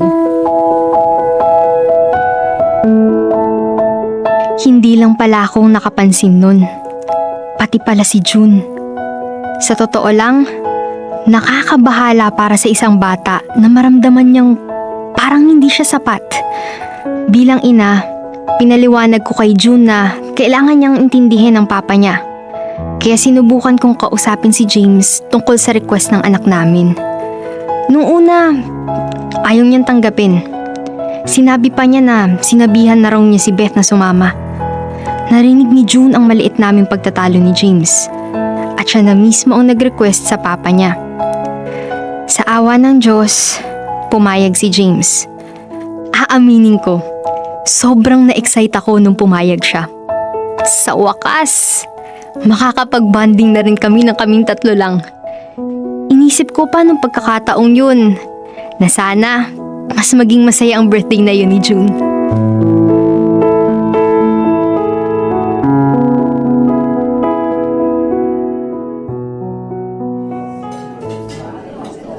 Mahal, nabigay mo na ba sa staff yung cake ni June? Oo, sabihan ko na rin kung kailan siya kakantahan. O anak, masaya ka naman ba ngayong birthday mo? Opo, Mama. Thank you po sa inyo ni Papa. Tinupad niyo po yung request ko. Ang saya-saya ko po. Buti naman anak. At dahil dyan, may surprise pa kami ni Papa para sa'yo. Ano po yun, Ma? Pikit ka muna. Tapos bibilang tayo hanggang 3, okay? Sige po.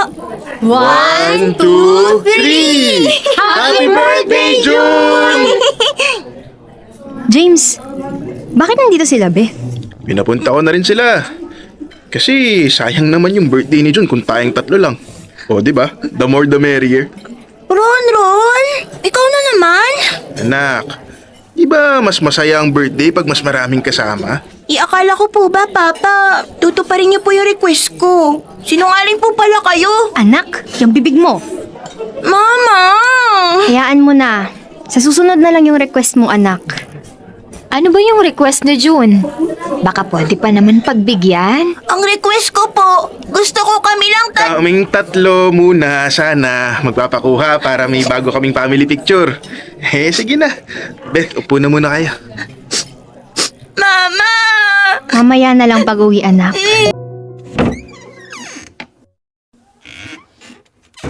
Anak, pumasok ka muna sa kwarto mo.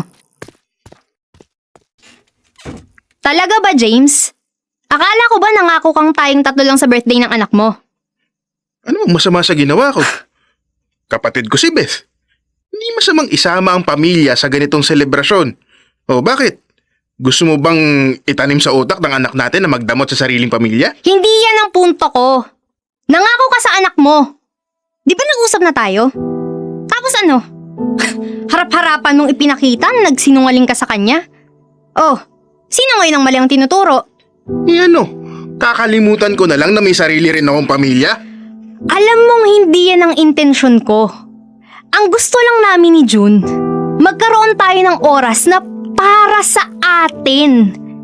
Yung tayong 3 lang. Bakit? Nagkulang ba ako bilang asawa? Bilang ama? Bakit gusto niyong pagdamutan yung pamilya ko? James, magsabi ka nga. Nababagot ka ba sa amin ng anak mo? Ano? Hindi. Bakit naman ako mababagot? Dahil yan ang nararamdaman namin. Lagi mo na lang pinaparamdam na hindi kami sapat para sa'yo. Bakit ngayon mo lang sinasabi to? Kasi mas pinili ka naming intindihin. Pamilya mo rin kami. Kami ang pamilya mo. Walang masama na isama mo sila. Pero minsan, bigyan mo naman ng halaga yung oras mo para sa pamilya natin. Dapat kami ang priority mo.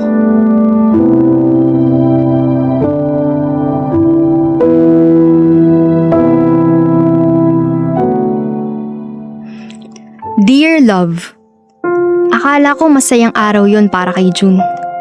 Para sa amin. Pero, hindi pala. Sa halip, nauwi yun sa isang komprontasyon. Mabigat at puno ng mga bagay na kinimkim. Matagal hindi umimik si James. Siguro, nag-isip siya. Siguro, sa wakas, hinarap niya ang sarili niyang pagkukulang. At pagkatapos ng mahabang katahimikan, humingi siya ng tawad sa anak niya. Sa pangakong hindi niya napanindigan. Bumawi naman siya agad pagkatapos nun. Ewan ko, Pero pakiramdam ko, mabuti na rin nangyari yun. Kinailangan naming lahat ang sandaling yun. Masakit man, pero maayos ang naging resulta. Para maintindihan ni James na kami na ang pamilya niya. Mukhang naintindihan naman niya ang gusto namin mangyari ni June. Hindi naman yun paglayo, kundi pagbalanse. Hindi masama na isipin ang kapakanan ng iba. Hindi masama na lumabas, makihalubilo o magkaroon ng ibang kasama. Minsan nga, totoo ang the more the merrier. Pero para sa akin, prioridad dapat ang pamilya. Hanggat kaya mo, sulitin mo lahat ng oras na meron kayo.